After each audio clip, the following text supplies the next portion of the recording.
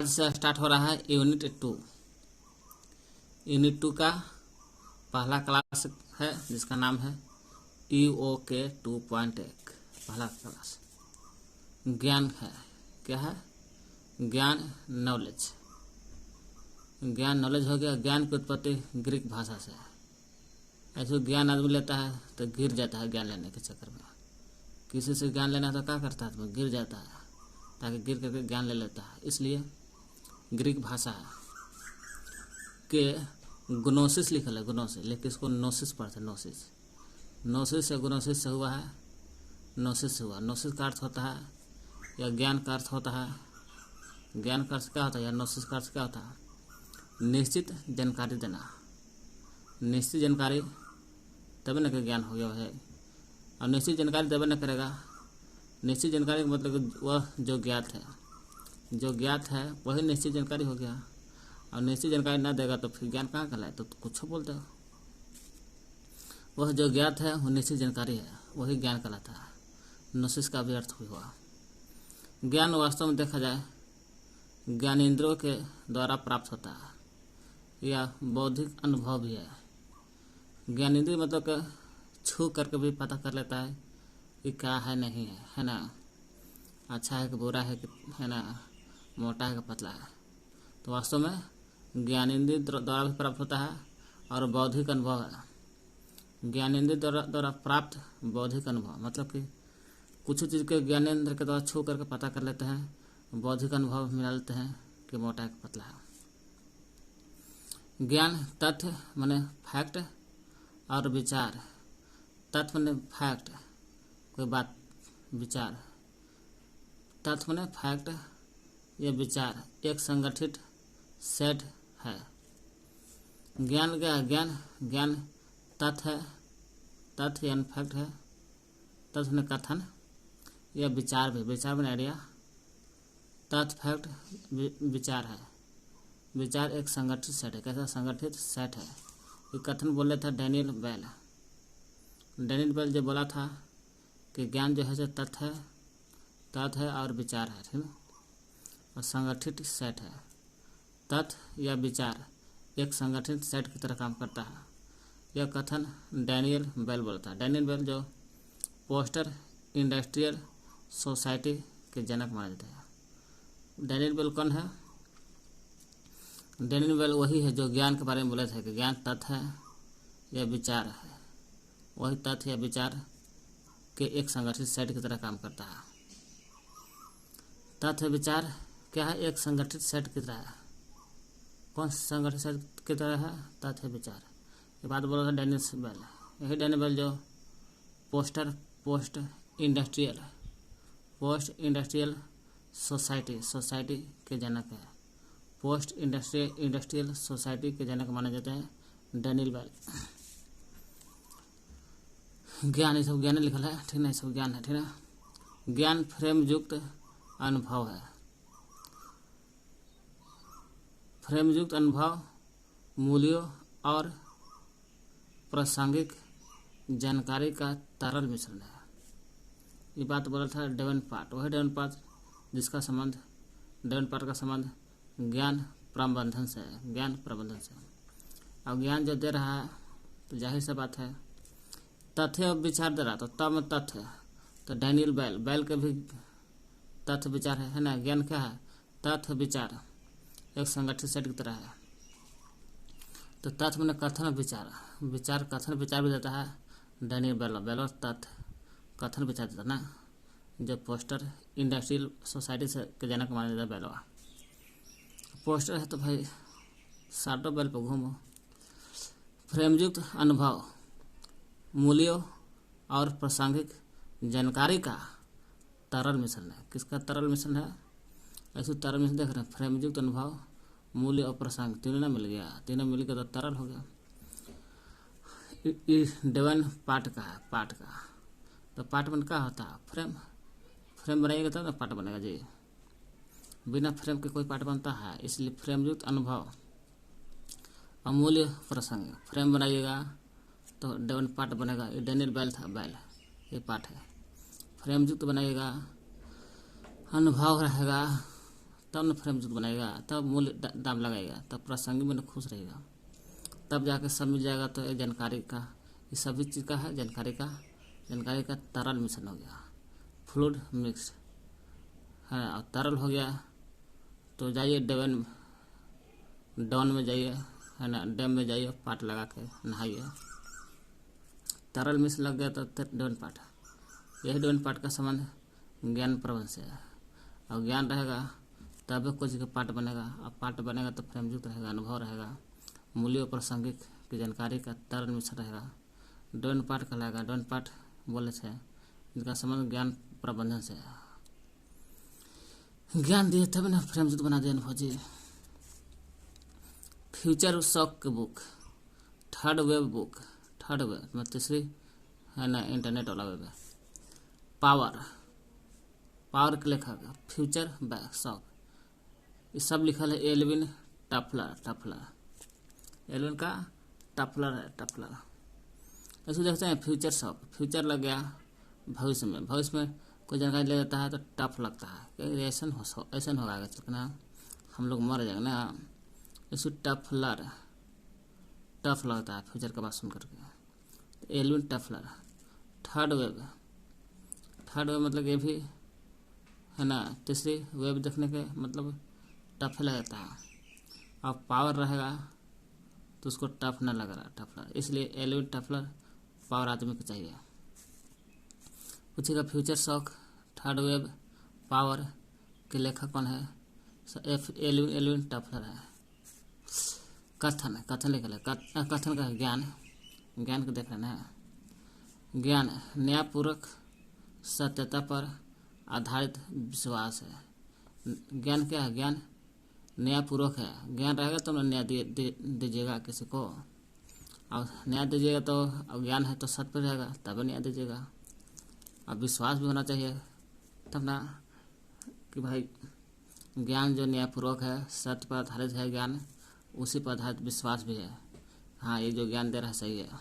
Russell देता Russell, और रस की तरह जब कोई आदमी के न्यायपूर्वक सत्यता पर चलता है, आधारित विश्वास हो जाता है, तो रस जो कुछ मीठा लगने लगता है कि नहीं वो आदमी ठीक है, न्यायपूर्वक पर चलता है और सत्य पर चलता है, उसी पर न्यायपूर्वक सत्य पर आधारित विश्वास आ गया। विश्वास आएगा तो रसेल रस उसमें मीठा लगेगा। क्यों? कि सत्य पर न्याय दिला रहा है, सत्य पर न्याय दिला रहा है तो विश्वास भी है, इसलिए जो सत्य पर न्याय दिलाता है तो रस मीठा लगता है। न्याय विश्वास या मत से कुछ अधिक है। शेफाली गुप्ता। न्याय का है, न्याय विश्वास, वही विश्वास जो न्यायपूर्वक सत्य पर आधारित होता है आदमी के, तो सत्य पर आधारित होता है आदमी विश्वास करता है तो रस मीठा लगता है। कब? जब सत्य पर आधारित होकर के न्याय दिलाता है तब। विश्वास मत से कुछ अधिक है। न्याय का न्याय विश्वास या मत से कुछ अधिक है। विश्वास से भी और मत से जो बात बोले हैं उससे भी कुछ अधिक हो गया तो शेफाली से सेफ रहेगा गुप्ता, शेफाली गुप्ता। क्योंकि विश्वास भी है और मत भी है, दोनों से, विश्वासों से कुछ अधिक विश्वास है। विश्वास तो ही है, मत तो ही है, एक से ज़्यादा कुछ अधिक विश्वास है तो शेफाली गुप्ता जी है। क्यों? क्योंकि ज़्यादा विश्वास रहेगा, मत रहेगा तो जाहिर सी बात है कि ज़्यादा सेफ रहेगा, सेफ गुप्ता। और गुप्त भी रहेगा जब आप पर विश्वास रहेगा तो। ज्ञान विश्वास या मत से कुछ अधिक है तो शेफाली गुप्ता कहते हैं।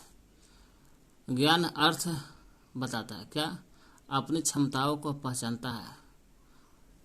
कोई आदमी कैसे कहता है? ज्ञान जो है ना बाबू, ज्ञान का अर्थ है, ज्ञान अपनी क्षमता को पहचानता है कि हम कितना जानते हैं, अपनी क्षमता को पहचान करता है ज्ञान। तो रायले बोलता, रायले तो वही कोई आदमी राय देता है। राय क्या देता है?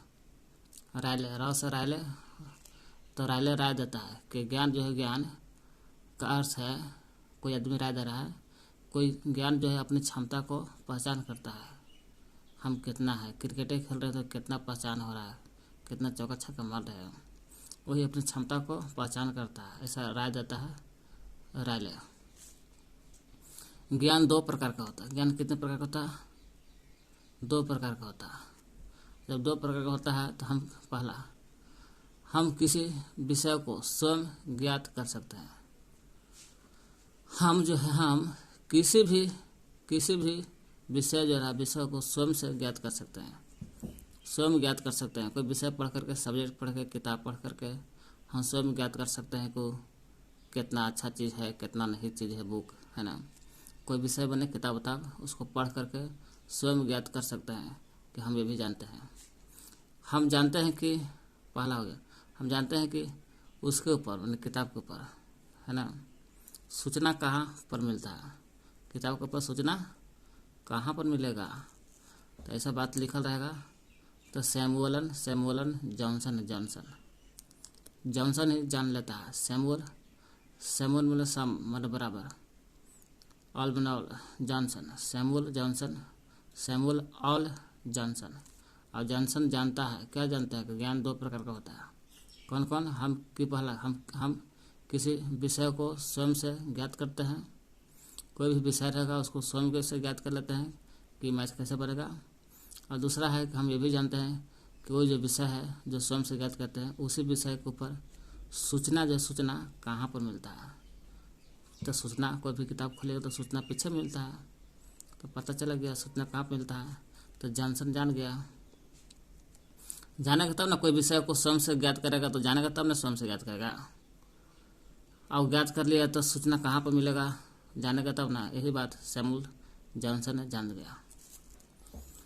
ज्ञान दो प्रकार होता है। अगला शब्द ज्ञान शब्द जो है, ज्ञान शब्द उस संपूर्ण ज्ञान को बताता है जो कि, ज्ञान शब्द ज्ञान का नहीं बताता, कुछ ही ज्ञान का नहीं, पूरा ज्ञान का बताता है कि जो कि मनुष्य के द्वारा जीवन पर्यंत के प्रयास से एकत्रित है।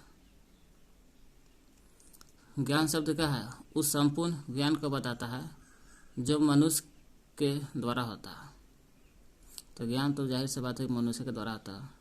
मनुष्य के द्वारा क्या होता है? जीवन पर्यंत के प्रयास से एकत्रित है। जीवन पर्यंत मतलब क्या, कुछ न कुछ प्रयास करके जीवन में कुछ न कुछ ज्ञान सीखता रहता है और सीख करके एकत्रित में जमा करता रहता है ना। तो ज्ञान शब्द उस संपूर्ण ज्ञान को बताता है जो कि एक मनुष्य के द्वारा जीवन पर्यंत के प्रयास से एकत्रित होता है। ये बात कौन बोला है जी? ये बात कोई बोला नहीं है, ये बात ज्ञान शब्द का अर्थ बता रहा है। तो ज्ञान शब्द जो है ना, संपूर्ण ज्ञान को बताता है कि एक मनुष्य के द्वारा कैसे जीवन में अपना जीवन पर्यंत कैसे प्रयास से के द्वारा ज्ञान इकट्ठा करता है। यही ज्ञान शब्द का अर्थ हो गया कि जीवन पर्यंत के प्रयास से एकत्रित होता है ज्ञान। ज्ञान के एग्जाम्पल हो गया, जो कुछ हम जानते हैं या हम पाते हैं, जो कुछ हम पाते हैं या जो कुछ हम समझते हैं। पाते हैं या हमको जो कुछ समझते हैं या जिनसे हम परिचित हैं, जिनसे हम क्या है, परिचित में जान पहचान है, ऐसे सब कुछ ही ज्ञान कहलाता है। तो पूछा ज्ञान के एग्जाम्पल, जो कुछ हम पाते हैं, ज्ञान के द्वारा कुछ ना पा लेते हैं, नौकरी पा लिए, है ना, ज्ञान के द्वारा। तो ज्ञान के द्वारा हम लोग जो कुछ पाते हैं या जो कुछ समझते हैं, पढ़ाई लिखाई में समझ लेते हैं, जिनसे हम परिचित हैं, ज्ञान के द्वारा ही परिचित होता है। थोड़ा वो दिन देख ले लीबा, जिनसे हम कुछ पाते हैं, समझते हैं, परिचित है, वे सब ही ज्ञान है भाई। पाना, समझना, परिचित होना। ज्ञान कुछ नहीं बट लेकिन किसी तथ्य को जानने या समझने की स्थिति है। ज्ञान क्या है? ज्ञान कुछ नहीं लेकिन किसी तथ्य में बात को जानने के लिए, तथ्य में बात को जानने या समझने की स्थिति है। तथ्य में बात, कथन को जान सकते हैं, जानने या समझने की स्थिति कहलाता है ज्ञान। कुछ नहीं, किसी पदार्थ में बात को जानने और समझने। कोई बात रहेगा तो जाहिर से वो जानेंगे, जानने के तो समझेंगे, समझने की स्थिति ही ज्ञान कहलाता है। ज्ञान की उत्पत्ति विभिन्न लोगों के बीच विभिन्न लोगों में ना बहुत सारे लोगों के बीच में सामाजिक वार्तालाप से ही नए ज्ञान को मिलता है। ज्ञान की उत्पत्ति अपने आप नहीं होता। ज्ञान की उत्पत्ति देखिएगा तो विभिन्न लोगों के बीच, बहुत सारे लोगों के बीच में जाइएगा, सामाजिक वार्तालाप होता है, बात विचार होता है। वो फलाना का लड़का ऐसे था तो ऐसे था, है ना, वही से नए ज्ञान को मिलता है। वो लड़का ऐसे था वैसे था। ज्ञान मानव सभ्यता द्वारा, किसके द्वारा? मानव सभ्यता द्वारा, मानव सभ्यता द्वारा संरक्षित किए गए संपूर्ण विचारों का योग है। जो मानव सभ्यता द्वारा क्या है? संरक्षित में जमा किया गया है। क्या जमा किया गया है? जितना पहले के मानव सभ्यता के द्वारा जितना संरक्षित किया गया संपूर्ण विचार है, वो विचारों का योग है। कि पहले का आदमी जमा करके रख ले विचार न जी, वही विचारों का योग कहलाता है ज्ञान। देखते हैं, रिवाइज कर लेते हैं। ज्ञान की उत्पत्ति ग्रीक भाषा, गिर करके आदमी लेता है दूसरा के पास ज्ञान, इसलिए ग्रीक भाषा नोसिस से हुआ। नोसिस गोनोसिस, ज्ञान का अर्थ होता है या गोनोसिस का अर्थ होता है निश्चित जानकारी लेना। और निश्चित जानकारी रहेगा तब ना ज्ञान कहलाएगा जी। तो मैथ जन्म कर ली निश्चित, और ज्ञान देने लगे, गलती से मैथ बना दिया, तो निश्चित जानकारी ना हुआ तो ज्ञान नहीं कहलाएगा। निश्चित जानकारी होना चाहिए, जो ज्ञात है वही ज्ञान कहलाता है। ज्ञान वास्तव में देखा जाए तो ज्ञानेंद्रिय के द्वारा प्राप्त बौद्धिक अनुभव है। ज्ञानेंद्रिय के द्वारा छू कर ज्ञात करते हैं, और बौद्धिक में दिमाग से छूते हैं ना, बौद्धिक ज्ञान होता है, अनुभव होता है, कैसन था, मोटा पतला। तो ज्ञानेंद्रियों के द्वारा प्राप्त, ज्ञानेंद्रियों द्वारा प्राप्त बौद्धिक अनुभव है। ज्ञान तथ्य फैक्ट या विचार, तथ्य मतलब कथन या विचार का संगठन सेट की तरह काम करता है। कथन और विचार जो है वही एक संगठित सेट की तरह काम करता है। कथन और विचार, तथ्य विचार, ये बात बोला था कि तथ्य और विचार है, ये भी संगठित सेट की तरह काम करता है। तथ्य विचार, ये बेलवा का था, डेनियल बेल। ये डेनियल बेल जो पोस्ट इंडस्ट्रियल सोसाइटी के जनक माना जाता है। पोस्ट इंडस्ट्रियल सोसाइटी के जनक कौन? Daniel bell. ज्ञान फ्रेम युक्त अनुभव, मूल्यों और प्रसंग, और फ्रेम रहेगा वही ना, तरल मिश्रण डेवन पाठ। ज्ञान फ्रेम युक्त अनुभव, मूल्यों और प्रासंगिक जानकारी का तरल मिश्रण है। किसका तरल मिश्रण है? फ्रेम युक्त अनुभव होना चाहिए। अनुभव कैसा? फ्रेम वाला। अमूल्य भी होना चाहिए और प्रासंगिक। फ्रेम बनाएगा तो अनुभव के द्वारा बनाएगा, अनुभव रहेगा तो जाहिर से मूल्य लगाएगा दाम, और प्रासंगिक रहेगा खुश रहबे करेगा। वही जानकारी का तरल मिश्रण है। डेवन पाठ बोलता है ऐसा। डेवन पाठ जब पाठ बनता है तो जाहिर से बात फ्रेम युक्त होना चाहिए, तरल मिश्रण होना चाहिए। डेवन पाठ ज्ञान प्रबंधन से जानकारी रखता है। डेवन पाठ किससे? ज्ञान प्रबंधन से जानकारी रखता है। Future shock, third web. अब फ्यूचर है तो जाहिर सी बात है कि फ्यूचर आदमी देखता है तो शौक लगता है कि हम मर जाएंगे ना। एलियन टफ भी लगता है। शौक का मतलब क्या? टफ लगता है, टफलर।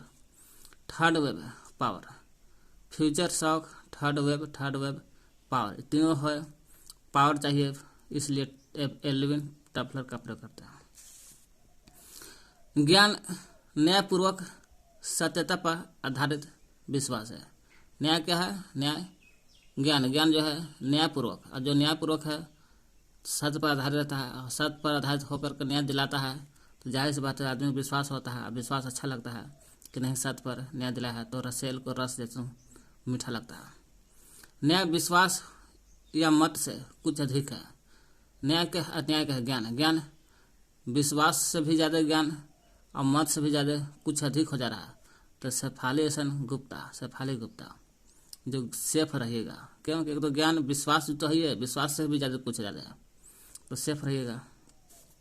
ये शेफाली गुप्ता। ज्ञान का अर्थ बताता है, कोई राय देता है, क्या बताता है कि देखो बाबू, ज्ञान का अर्थ अपनी ज्ञान जो है क्षमताओं को पहचानता है, अपनी क्षमता को पहचानता है। जब कोई राय देता है कि अपनी क्षमता को पहचानता है तो वही रायले हैं। अपनी राय देते हैं कि अपने ज्ञान जो है अपनी क्षमता को पहचानता है। ज्ञान दो प्रकार का होता है। पहला, हम किसी विषय को स्वयं ज्ञात कर सकते हैं। कोई भी विषय को हम स्वयं ज्ञात कर सकते हैं कि मैथ कैसे बनेगा। दूसरा कि हम जानते हैं कि उसके ऊपर जो विषय को हम स्वयं ज्ञात कर रहे हैं उसके ऊपर सूचना लिखा रहता है। वो सूचना कहाँ पर मिलेगा, तो पीछे मिलेगा। तो सब जान ही गए कि विषय को स्वयं से ज्ञात कर ही रहे हैं, सूचना कहाँ मिलेगा सब जान ही रहे हैं। जान रहे हैं तो जॉनसन हो गया, जॉनसन यानी सैमुअल जॉनसन है।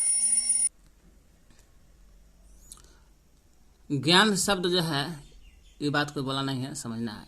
ज्ञान शब्द जो है उस संपूर्ण ज्ञान को बताता है जो कि एक मनुष्य के द्वारा, ज्ञान का बताता है, पूरे ज्ञान को ही बताता है जो एक मनुष्य अपने जीवन पर्यंत प्रयास से कुछ न कुछ सीख करके एकत्रित करता है। जीवन पर्यंत के प्रयास से एकत्रित होता है, यही ज्ञान कहलाता है। ज्ञान का एग्जाम्पल हो गया जैसे संपूर्ण ज्ञान के द्वारा, ज्ञान शब्द बताता है उस संपूर्ण ज्ञान को बताता है जो एक मनुष्य है जो पूरा जीवन पर्यंत के प्रयास से एकत्रित करता है। जीवन पर्यंत के प्रयास से एकत्रित करता है। जीवन पर्यंत के प्रयास से एकत्रित करता है। जैसे जो कुछ हम पाते हैं या समझते हैं या परिचित हैं, जिनसे हम परिचित हैं, वे सब ज्ञान ही है जो जीवन पर्यंत के प्रयास से जमा होता है। सब ज्ञान कुछ नहीं लेकिन किसी तथ्य को जानने या समझने की स्थिति है। कोई बात को जान सकते हैं या समझ सकते हैं, कोई दिक्कत नहीं, यही ज्ञान है। जानेगा तो समझेगा तो जाहिर सी बात है कि ज्ञान कहलाएगा। ज्ञान की उत्पत्ति विभिन्न लोगों के बीच होता है, जाहिर सी बात है लोगों के बीच में होता है। चाहे सामाजिक वार्तावार्ता होते रहता है, फलाना का ऐसे वैसे, वही से ही नया ज्ञान मिलता है। ज्ञान मानव सभ्यता द्वारा संरचना में जमा किए गए संपूर्ण विचार, वैसा विचार सब वही सहसा संपूर्ण विचार का योग है जो मानव सभ्यता ने बचा कर रखा है।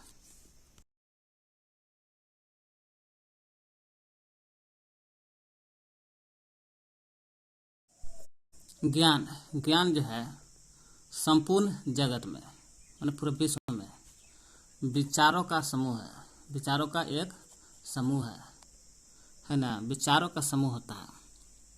ज्ञान क्या है? विचारों का समूह है।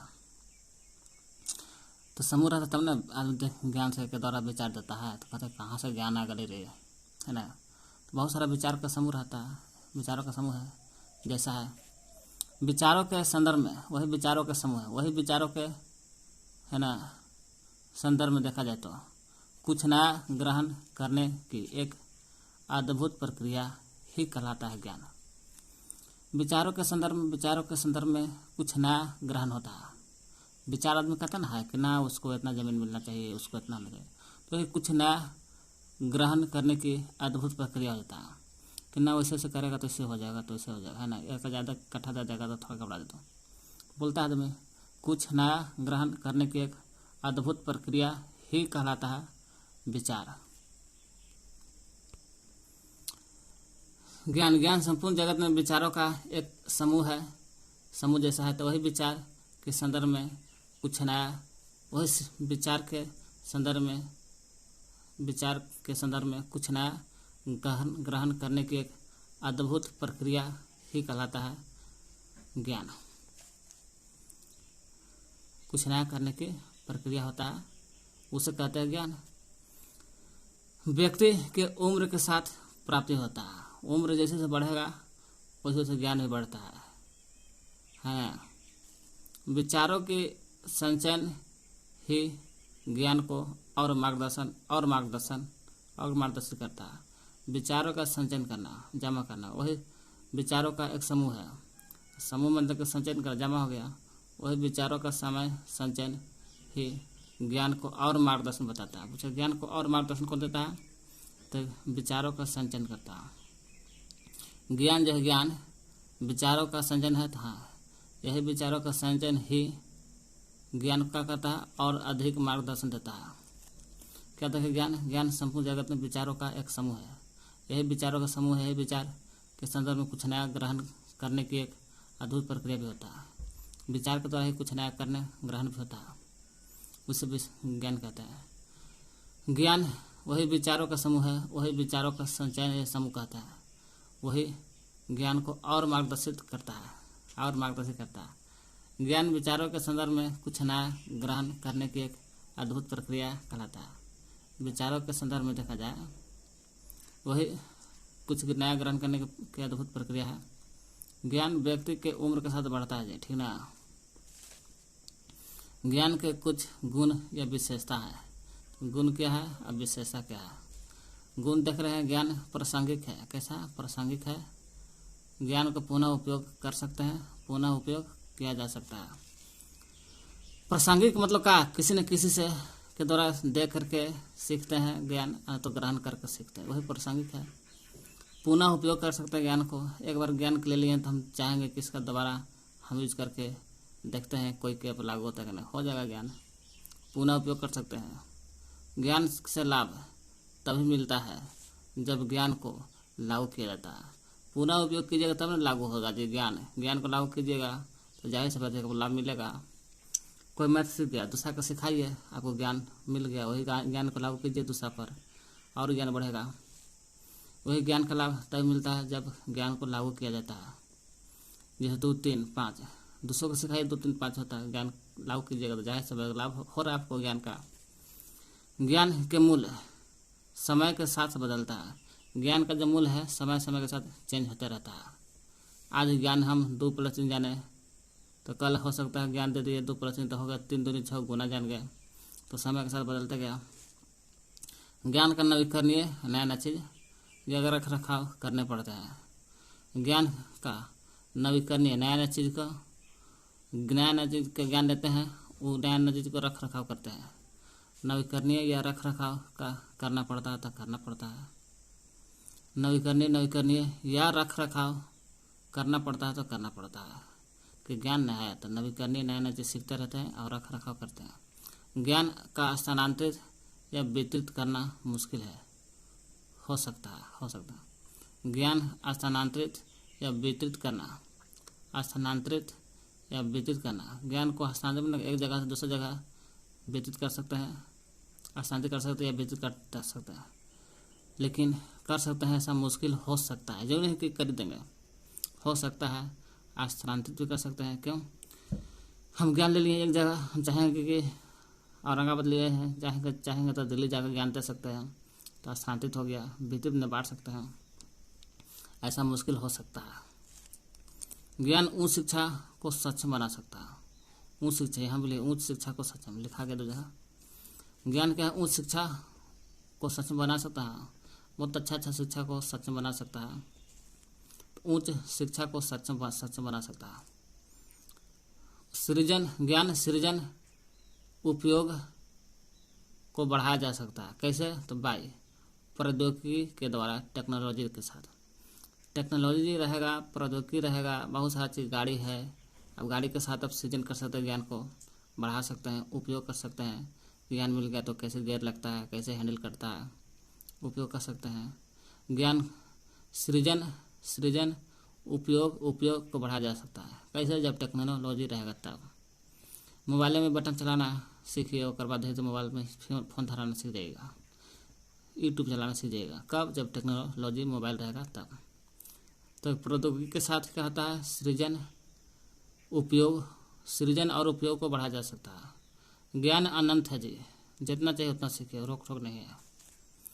महत्वपूर्ण चैप्टर है, पॉइंट ये। ज्ञान गतिशील निरंतर विस्तार करने वाला है। प्रौद्योगिकी के साथ सृजन होता है, ज्ञान सृजन उपयोग बढ़ता है, लेकिन सृजन उपयोग बढ़ता है और गतिशील निरंतर विस्तार होता है। गतिशील होते रहता है, निरंतर हमेशा बढ़ता रहता है ज्ञान। गतिशील निरंतर विस्तार करने वाला है। किसी भी अनुसंधान के बारे में कोई भी अंतिम शब्द कभी नहीं कहा जा सकता है। अनुसंधान मतलब क्या होता है? प्रौद्योगिकी, इंडस्ट्रियल के बारे में कोई भी अंतिम शब्द नहीं कह सकते हैं कि ज्ञान इतना ही होता है। ज्ञान का मतलब अंतिम शब्द है नहीं। आज इतना जानेंगे तो कल कुछ और जान जाएंगे, है ना। अंतिम शब्द नहीं कह सकते हैं, का नहीं कहा सकता है कि सर्वोत्तम अंतिम है, कि अंतिम नहीं ज्ञान है, अब इससे ज़्यादा नहीं ज्ञान होगा, है ना। सत्य या असत्य, चाहे सत्य जानिए या असत्य जानिए, लेकिन ज्ञान अंतिम नहीं होता। किसी भी अनुसंधान के बारे में कोई भी अंतिम शब्द कभी नहीं कह सकते हैं कि सर्वोत्तम अंतिम शब्द यही है, ज्ञान नहीं। सुधार, विरोधाभास, परिवर्तन, संशोधन के अधीन है। ज्ञान क्या है? सर्वोत्तम अंतिम नहीं है। और सुधार, विरोधाभास, उसमें ज्ञान में सुधार कर सकते हैं, अगर गलत सीख गए हैं तो सही सीख सकते हैं सुधार करके। विरोधाभास, किसी ज्ञान के द्वारा विरोधाभास, विरोध भी कर सकते हैं और परिवर्तन भी कर सकते हैं ज्ञान के द्वारा, कि नहीं ऐसा नहीं वैसा होना चाहिए, चेंज कर सकते हैं। संशोधन भी कर सकते हैं, जैसे संविधान में संशोधन हुआ तो ज्ञान के द्वारा हुआ। सुधार, विरोधाभास, परिवर्तन या संशोधन, परिवर्तन या संशोधन के अधीन होता है ज्ञान। ज्ञान एक प्रभावशाली व्यक्ति व्यापक ज्ञान और गहन ज्ञान प्राप्त कर सकता है, लेकिन खो जाता है बेचारा के। कब? जब वो मर जाता है तो खो जाता है, सिवाय उसके रिकॉर्ड को नहीं खोता ठीक ना। कहते एक प्रभावशाली व्यक्ति जो रहता है वो बेचारा ज्ञान व्यापक रूप से ज्ञान लेता है, गहन भी करता है। व्यापक मतलब बहुत बड़े पैमाने पर ज्ञान लेता है, पूरा पढ़ता लिखता है पैसा लगा के करोड़ रुपया, और गहन भी करता है, प्राप्त करता है। व्यापक ज्ञान और गहन ज्ञान प्राप्त कर सकता है, लेकिन खो जाता है। मर के लगा बात, कितना व्यापक ज्ञान गहन ज्ञान किया, सब मर के खत्म। लेकिन जो उसका रिकॉर्ड लिखल रहता है किताब कॉपी में ज्ञान, वही नहीं खत्म होता, बाकी सब खत्म। किताब लेखक का कॉपी किताब रहता ना है, बुक वो नहीं रिकॉर्ड खत्म होता, बाकी सब रिकॉर्ड खत्म। एक बार व्यक्ति से अलग हो जाने पर व्यक्ति को कोई नुकसान नहीं होता। ज्ञान जो है कोई व्यक्ति के पास मिल गया, वो व्यक्ति से चाहिएगा कि 3 2 5 होता है तो 5 हो गया, कोई और आदमी के बता दिया तो सोचिएगा कि हमारा जो से वदविया के पास चल गए 5 जोड़ा सिखा दिले, तो ये नहीं कि जोड़ा सिखा दिए तो हमारा कम जगह दूसरा के पास बढ़ेगा, ऐसा नहीं। उस व्यक्ति को कोई नुकसान नहीं होगा। एक बार व्यक्ति से अलग हो गया ज्ञान तो व्यक्ति को कोई नुकसान नहीं होता है। ज्ञान अप्रचलित है जी, कोई प्रचलन नहीं है, अप्रचलन है। अम्र नहीं, प्रचलित नहीं है। ज्ञान प्रचलित नहीं कि नहीं चलता है, इतना ही ज्ञान तो ऐसा नहीं, अप्रचलित है। जितना अनंत प्रचलित है, अप्रचलित है, एब्सोलेट है, अप्रचलित है, अब्सोलेट, अप्रचलित है। ज्ञान सीखने की प्रक्रिया से विकसित होता है, जितना सीखिएगा उतना ही ज्ञान का विकास होगा। ज्ञान के गुण विशेषता है। ज्ञान स्मृति पिछले अनुभव के आधार पर निर्भर रहता है। पिछला अनुभव कैसा है आपका, स्मृति में दिमाग में कितना मेमोरी है, माने याद करने की क्षमता। पिछले अनुभव तब नहीं याद होगा, स्मृति रहेगा। पिछले अनुभव, विशेषकता, ज्ञान हस्तांतरण तंत्र अवसर पर निर्भर करता है। स्मृति पिछले अनुभव, विशेषकता, ज्ञान हस्तांतरण तंत्र और अवसर पर निर्भर करता है। किस पर निर्भर करता है? स्मृति पिछले अनुभव, विशेषकता, ज्ञान हस्तांतरण तंत्र अवसर पर निर्भर करता है। ज्ञान प्रभावशाली और समझदार बनाता है। ज्ञान क्या है? प्रभावशाली बनाता है आदमी को और समझदार, वही प्रभावशाली। ज्ञान जो है एक प्रभावशाली व्यक्ति को व्यापक ज्ञान मिलता है, व्यापक ज्ञान बहुत बड़े पैमाने पर ज्ञान मिलता है। बेचारा ग्रहण भी करता है, लेकिन प्राप्त करता है, लेकिन खो जाता है। कब? जब मर जाता था, लेकिन उसका रिकॉर्ड नहीं खत्म होता है, किताब कॉपी में लिखा हुआ चीज। तो ज्ञान के गुण विशेषता क्या देखें? प्रासंगिक पुनः उपयोग कर सकते हैं, है ना। ज्ञान का लाभ तभी होगा जब ज्ञान को हमको लागू करेंगे, तभी, है ना। लागू करबे नहीं करेंगे तो कहाँ से लाभ होगा? इसलिए ज्ञान को लागू कीजिए, ज्ञान का फायदा होगा। ज्ञान मूल्य के साथ समय के साथ बदलता है। ज्ञान का मूल्य समय के साथ बदलता है तो बदलता है। आज जोड़ जाने हैं तो कल, आज जोड़ जाने तो कल गुना भी जान जाएगा। समय के साथ बदल गया ज्ञान। ज्ञान का नवीकरणीय होता है, रख रखाव करना पड़ता है, नवीकरणीय करना पड़ता है। ज्ञान जो है ना, नवीकरणीय मतलब क्या, नया नया चीज़ करने सीखते पढ़ते रहते हैं, उसका रख रखाव भी करना पड़ता है कॉपी किताब में। तो नवीकरणीय या रख रखाव करना पड़ता है। तो हाँ, ज्ञान स्थानांतरित होता है तो हाँ, वितरित भी होता है, हाँ होता है। ऐसा मुश्किल हो सकता है, क्या स्थानांतरित भी हो सकता है, वितरित भी हो सकता है, मुश्किल हो सकता है। उस शिक्षा को सक्षम बना सकता है। जब उस शिक्षा को सक्षम बना दिया, उस शिक्षा को सक्षम बना दिया। सृजन और उपयोग को बढ़ाता है ज्ञान। ज्ञान किसको बढ़ाता है? सृजन में, दिमाग पढ़ने लिखने याद करने के सृजन, उपयोग में उसका यूज करने में, ज्ञान को कैसे सृजन करेंगे, ज्ञान को कैसे उपयोग करेंगे, वो बढ़ाता है। कब? टेक्नोलॉजी प्रौद्योगिकी के साथ बढ़ता है। ज्ञान अनंत होता है जी, अनंत है। गतिशील सृजन उपयोग को बढ़ाता है टेक्नोलॉजी के द्वारा, कहा जाता है सृजन उपयोग। यही गतिशील और निरंतर विस्तार होता है। गतिशील में जीवन में गतिशील होता है ज्ञान का, बढ़ते रहता है और निरंतर बढ़ते रहता है। गतिशील या निरंतर क्या हो गया, करने वाला ज्ञान है। किसी भी अनुसंधान के बारे में कोई भी अंतिम शब्द नहीं कह सकता है कि वो सर्वोत्तम अंतिम ज्ञान है। ऐसा ज्ञान नहीं है अंतिम। सुधार, विरोधाभास, परिवर्तन या संशोधन के अधीन है ज्ञान। सुधार, विरोधाभास, परिवर्तन या संशोधन के अधीन आता है। एक प्रभावशाली व्यक्ति बहुत बड़े पैमाने पर ज्ञान लेता है, ग्रहण करता है, बेचारा मरता तो सब खो देता है, लेकिन रिकॉर्ड सुरक्षित रहता है। एक व्यक्ति को से अलग हो जाने से ज्ञान, उस व्यक्ति को कोई नुकसान नहीं होता। अलग हो गया तो बढ़िया है, तो दूसरा चीज सीख जाएगा। अप्रचलित है ज्ञान। ज्ञान का है एब्सोल्यूट है, यानी कि अप्रचलित है। सीखने की प्रक्रिया से विकसित होता है, ना सीखेगा तो कैसे ज्ञान विकसित होगा। ज्ञान स्मृति, पिछले अनुभव के आधार पर विशेषज्ञता, ज्ञान स्थानांतरण तंत्र, अवसर है। इसी पर निर्भर करता है ज्ञान। जो प्रभावशाली समझदार बनाता है ज्ञान।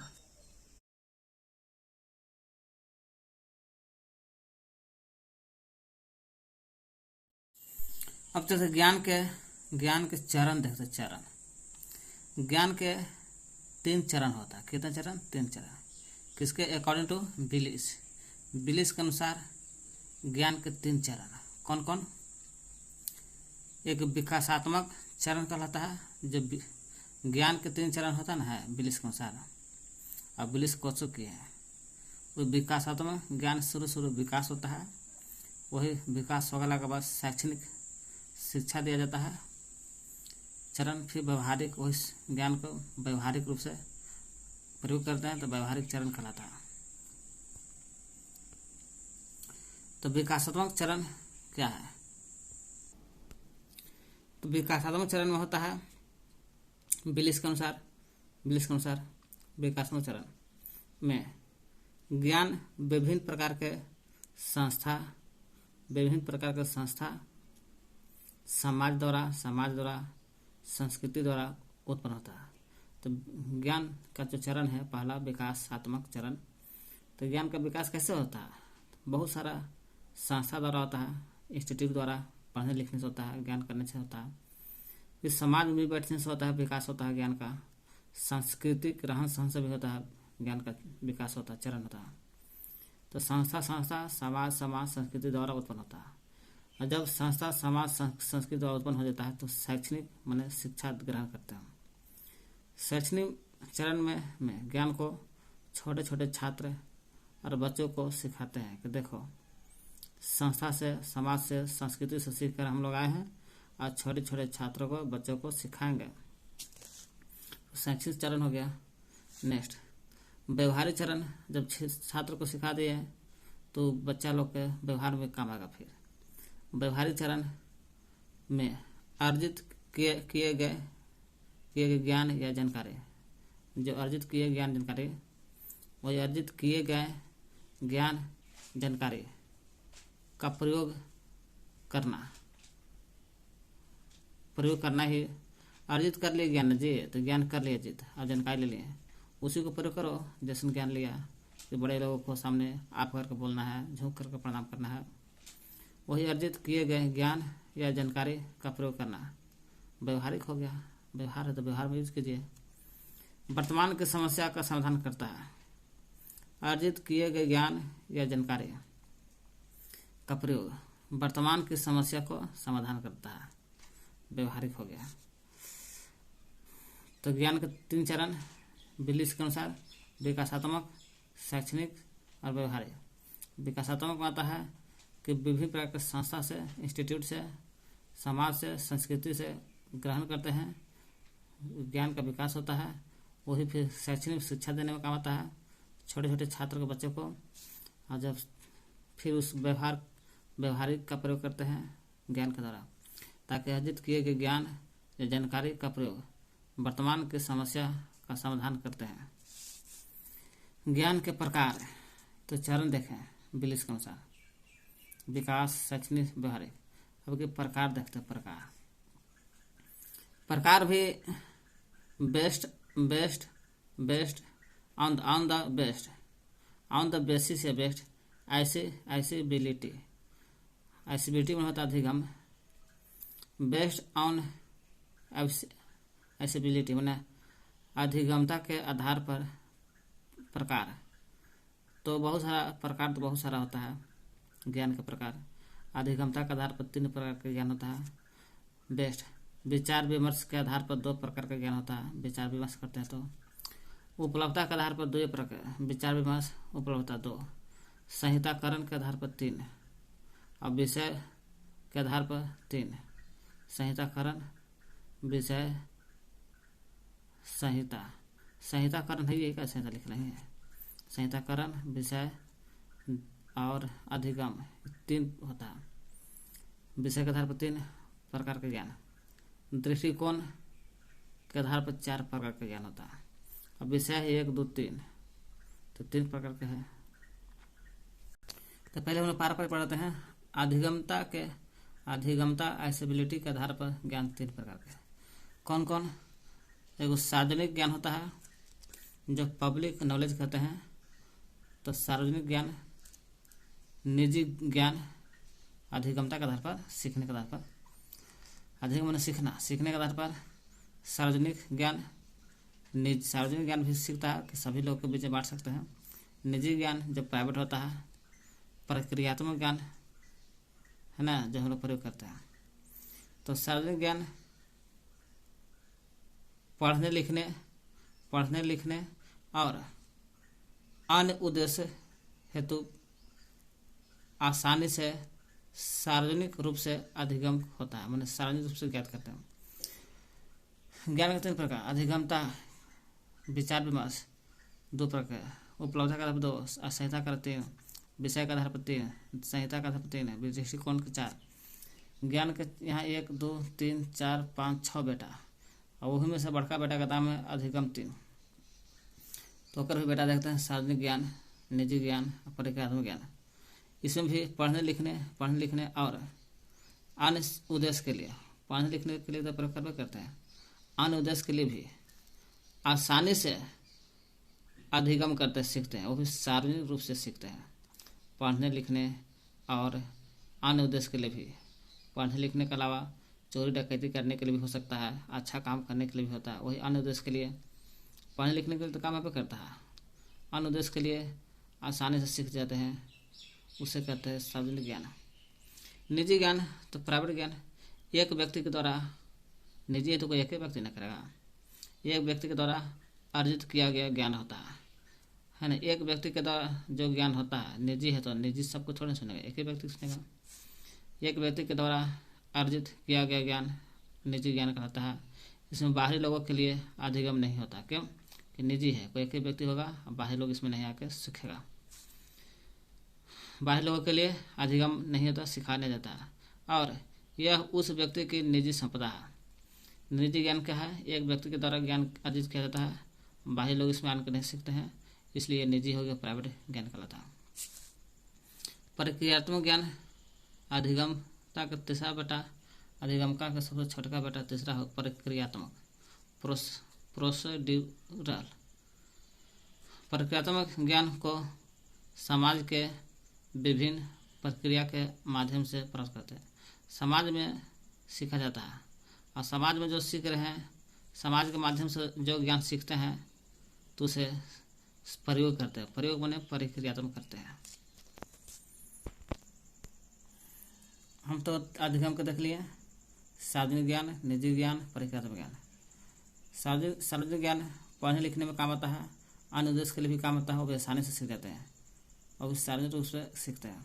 निजी ज्ञान एक व्यक्ति के द्वारा सीखा जाता है, बाहरी लोग इसमें नहीं आता है, निजी संपदा होता है। प्रक्रियात्मक समाज के विभिन्न प्रक्रिया द्वारा सीखा जाता है।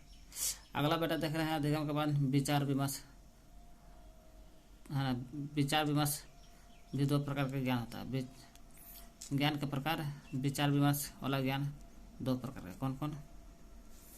दो प्रकार होता है। एगो प्राथमिक ज्ञान है ना, प्राथमिक ज्ञान, अनुभव आधारित ज्ञान। तो प्राथमिक होता है अनुभव आधारित। प्राथमिक विज्ञान बाहरी दुनिया के साथ बिना विचार विमर्श के उत्पन्न होता है। मतलब बाहरी दुनिया, बाहरी लोगों इसमें नहीं आता है और बाहरी लोग से संपर्क नहीं रखता, फिर भी विचार विमर्श के उत्पन्न हो जाता है। वो भी बिना विचार कर रहा है, बिना विचार। इसमें विचार की जरूरत नहीं थी, ठीक ना। इसमें विचार की जरूरत नहीं होता है, बिना विचार विमर्श होता है। बाहरी दुनिया के साथ बिना विचार वाला विमर्श से सीखते हैं। किसी से विचारों नहीं करते हैं, सीख जाते हैं। कुत्ता बिल्ली है, कोई से विचार थोड़ा नहीं करता है, सीख जाता है। ऐसे बिना औपचारिक विचार विमर्श से उत्पन्न होता है। बिना विचार से और बिना औपचारिक से होता है। औपचारिक विचार विमर्श उत्पन्न होता है। ये सभी कुमार है अविवाहित। ये महत्वपूर्ण चैप्टर है। चैप्टर में पॉइंट है ना। विचार विमर्श वाला है, पॉइंट स्टार लगा है, बहुत अच्छा प्रश्न है। प्राथमिक ज्ञान बाहरी दुनिया से नहीं सीखते हैं, अब विचार विमर्श नहीं करते किसी से, और बिना औपचारिक विचार विमर्श को उत्पन्न होता है। जैसे सभी कुमार अविवाहित है। सभी कुमार क्या करता है? कुमार है, कोई से विचार विमर्श करते हैं? नहीं, अभी करना तो करना है। यह अविवाहित है, दूसरा से विचार विमर्श नहीं करते हैं, फिर सीख जाते हैं। अनुभव आधारित है ना, अनुभव आधारित ज्ञान। तो इसमें एक उल्टा है, इसमें बिना विचार के सीखते हैं और बिना औपचारिक सीखते हैं। एक नाम है विचार करके सीखते हैं और औपचारिक विचार से सीखते हैं। एक में सभी कुमार अविवाहित, इसमें कुमार सभी कुमार है। एक में कुछ कुमार है और बहुत प्रसन्न है। कुछ कुमार है, बहुत प्रसन्न है अनुभव में।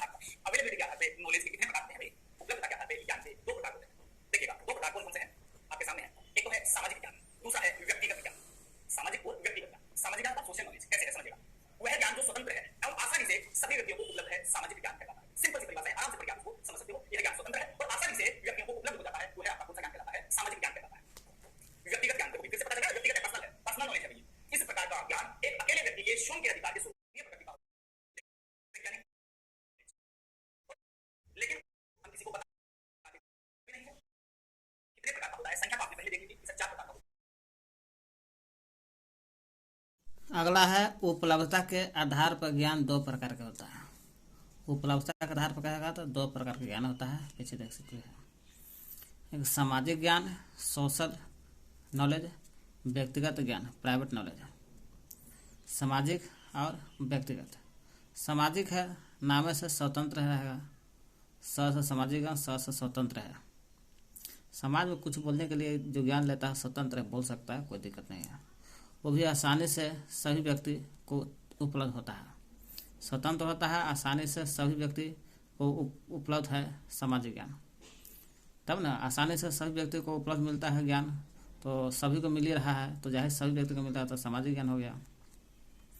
एक व्यक्तिगत ज्ञान, एक व्यक्ति के स्वयं के अधिकार में होता है।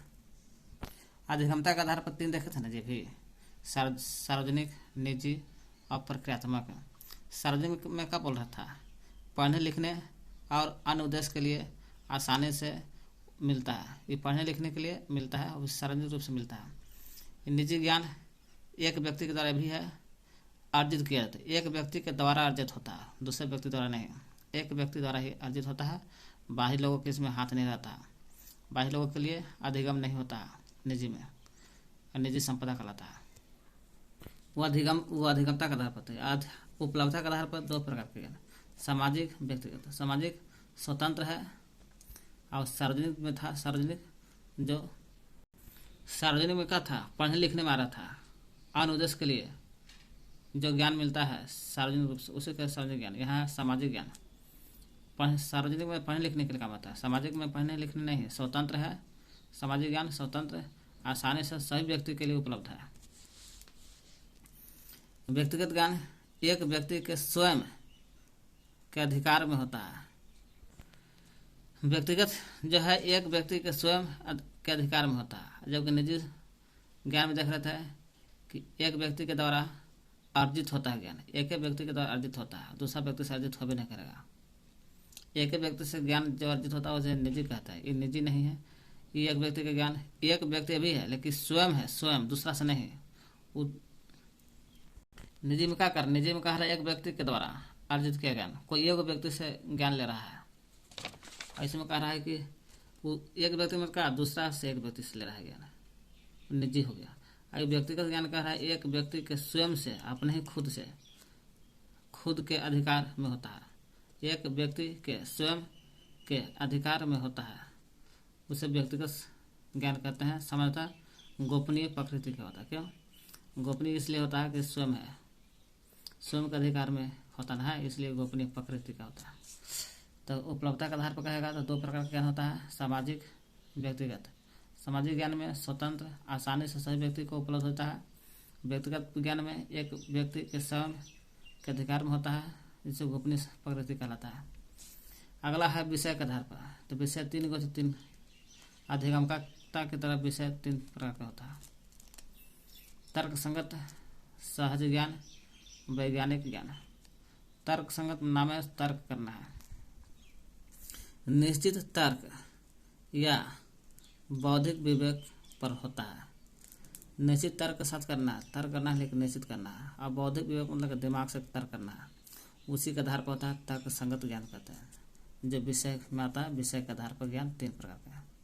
तर्क संगत जो निश्चित तर्क के साथ होता है और बौद्धिक विवेक के आधार पर होता है ज्ञान होता है, उसे कहते हैं तर्क संगत। सहज ज्ञान विषय में आता है। सहज ज्ञान सोच विचार पर होता है। सोच विचार पर जो ज्ञान मिलता है उसे कहते हैं सोच विचार पर, उसे सहज कहते हैं। सहज मन सहना, सोचो विचार का तब ना आता है। वैज्ञानिक ज्ञान तो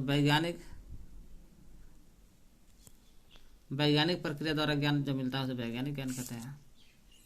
तो क्या कहते हैं, विषय के आधार पर ज्ञान तीन प्रकार का होता है, अधिगमता की तरह। तर्क संगत, सहज ज्ञान, वैज्ञानिक ज्ञान। तर्क संगत निश्चित तर्क और बौद्धिक विवेक पर मिलने वाला ज्ञान को तर्क संगत ज्ञान कहते हैं। सहज ज्ञान सोच विचार के आधार पर होता है, मिलता ज्ञान सहज ज्ञान कहते हैं। वैज्ञानिक ज्ञान वैज्ञानिक प्रक्रिया द्वारा होता है। अधिगमता विषय और संहिता करण, तीन प्रकार का ज्ञान होता है। संहिता के आधार पर ज्ञान तीन प्रकार का है। गर्भित ज्ञान, यहाँ देखिए गर्भित को यहाँ पढ़िए, अस्पष्ट ज्ञान। गर्भित ज्ञान मतलब कि गर्भ में है, निकल नहीं पा रहा।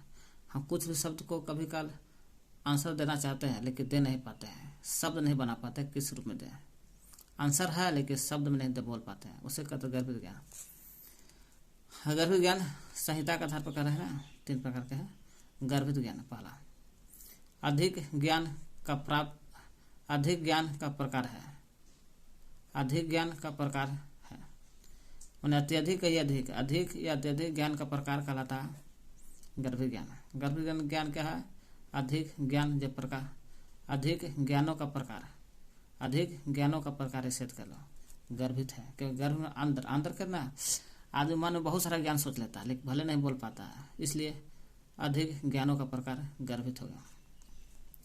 औपचारिकता से परे है। औपचारिकता मतलब कि शब्दों में बयान नहीं कर पाता है, शब्दों में नहीं बोल पाता है, अंदर के बाद अंदर ही रख लेता है, आंसर है लेकिन बोल नहीं पाता, वही औपचारिकता से परे है।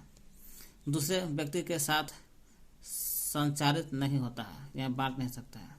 गर्भित ज्ञान जो है ऐसा होता है, अधिक ज्ञानों का प्रकार है, औपचारिकता से परा है और दूसरे व्यक्ति के साथ हम बांट नहीं सकते हैं। क्यों? क्योंकि बोल ही नहीं पाता है, शब्द में आंसर है लेकिन आंसर नहीं दे पाता है। तो नहीं दे पाया तो दूसरे व्यक्ति के साथ संचारित मतलब विस्तार नहीं कर पाते हैं, बांट नहीं सकते हैं। अगला है स्पष्ट ज्ञान, इसका उल्टा है। ये औपचारिकता से परा है, इस औपचारिकता रूप में है, मतलब कि कोई औपचारिकता से परे रूप से है, मतलब कि हम जो आंसर खोज लेते हैं उसको शब्द में बोल देते हैं, तो स्पष्ट रूप से बोल दिए तो बाहर आ गया, तो स्पष्ट रूप से बाहर आ गया, तो ज्ञान को हम लोग औपचारिकता रूप से कहते हैं। संहिताबद्ध किया जाता है, संहिता माने हम बांट सकते हैं, बोल सकते हैं, है ना, अप्रोक्त किया जाता है, आसानी से दूसरों से अभिव्यक्त कर सकते हैं, उसे संहिता औपचारिक कहते हैं। स्पष्ट ज्ञान औपचारिकता रूप से, स्पष्ट ज्ञान क्या है? औपचारिकता रूप से संहिताबद्ध कर सकते हैं। औपचारिक रूप से संहिता का मतलब होता है कि आसानी से दूसरे व्यक्तियों के सामने हम बात को बोल सकते हैं, आसानी से दूसरे व्यक्तियों के सामने अभिव्यक्त कर सकते हैं, विचार को, अपना विचार बता सकते हैं दूसरे व्यक्ति को। स्पष्ट है। अंतर्निहित ज्ञान, अंतर्निहित ज्ञान संहिता के आधार में आता है। अंतर्निहित ज्ञान व्यक्ति कर सकता है। अंतर्निहित ज्ञान का मतलब होता है व्यक्ति कोई भी ज्ञान को, अंतर्निहित ज्ञान को व्यक्ति कर सकता है कि नहीं होता है, व्यक्ति कर सकता है लेकिन व्यवहारिक मान प्रैक्टिकल में अभिव्यक्त नहीं कर सकता। व्यक्तिगत रूप माने का व्यक्ति कर सकता है, कोई ज्ञान को प्राप्त कर सकता है, लेकिन कहिएगा उसको प्रैक्टिकल रूप में समझा डाला तो प्रैक्टिकल रूप में समझा नहीं पाता है। तो व्यक्त अंतर्निहित ज्ञान को व्यक्त कर सकते हैं तो हम कर सकते हैं। व्यक्ति नहीं है, व्यक्त कर सकते हैं लेकिन व्यवहारिक रूप में, प्रैक्टिकल रूप में अभिव्यक्त नहीं होता है। कोई आदमी होता है अच्छा ज्ञान सीख लेता है लेकिन व्यक्त करते अच्छा है, लेकिन हम लोग वो अच्छा चीज़ को व्यवहार में हम लोग अभिव्यक्त नहीं करते हैं। कोई कह दे चोरी करना पाप है तो सीख लिया आदमी कि चोरी करना पाप है, व्यक्त कर लिया, लेकिन व्यवहार में वह चोरी करबे करता है, इसलिए व्यवहार में वह व्यक्ति अभिव्यक्त नहीं होता है। उससे कहते हैं अंतर्निहित ज्ञान, अंदर है लेकिन अभिव्यक्त नहीं कर पा रहे हैं व्यवहार में। तो संहिता के आधार पर 3 प्रकार के गतिमान ज्ञान, अंतर्निहित, स्पष्ट ज्ञान। गतिमान गर्भित ज्ञान अधिक ज्ञानों का प्रकार है, औपचारिकता से परे है, दूसरे व्यक्ति के साथ संचारित मतलब बांट नहीं सकते हैं। स्पष्ट ज्ञान औपचारिकता से रूप से है, इसका उल्टा है, औपचारिकता नहीं परे है मतलब दूर है, ये औपचारिकता रूप से है, संहिताबद्ध किया जा सकता है, इसलिए आसानी से दूसरे व्यक्तियों के सामने अभिव्यक्त कर सकते हैं। अंतर्निहित अभिव्यक्ति कर सकते हैं, व्यक्त कर सकते हैं लेकिन व्यवहार में अभिव्यक्त नहीं कर सकते हैं। गतिमान गर्भित ज्ञान और स्पष्ट ज्ञान में अंतर क्या है? गर्भित ज्ञान स्पष्ट ज्ञान में अंतर है कि दोनों एक दूसरे से अलग नहीं है, ये दोनों एक दूसरे से अलग नहीं है, ये एकरा पर डिपेंड है, ये एकरा पर डिपेंड है, दोनों एक दूसरे से अलग नहीं है लेकिन एक दूसरे का पूरक है। क्या है? पूरक माने एक दूसरे पर डिपेंड है, दोनों आपस में जुड़े हैं, दोनों आपस में गर्भित और स्पष्ट दोनों जुड़े हैं। क्यों? ये भी औपचारिकता से परे है, ये औपचारिकता रूप से एक दूसरे से व्यक्त कर सकते हैं।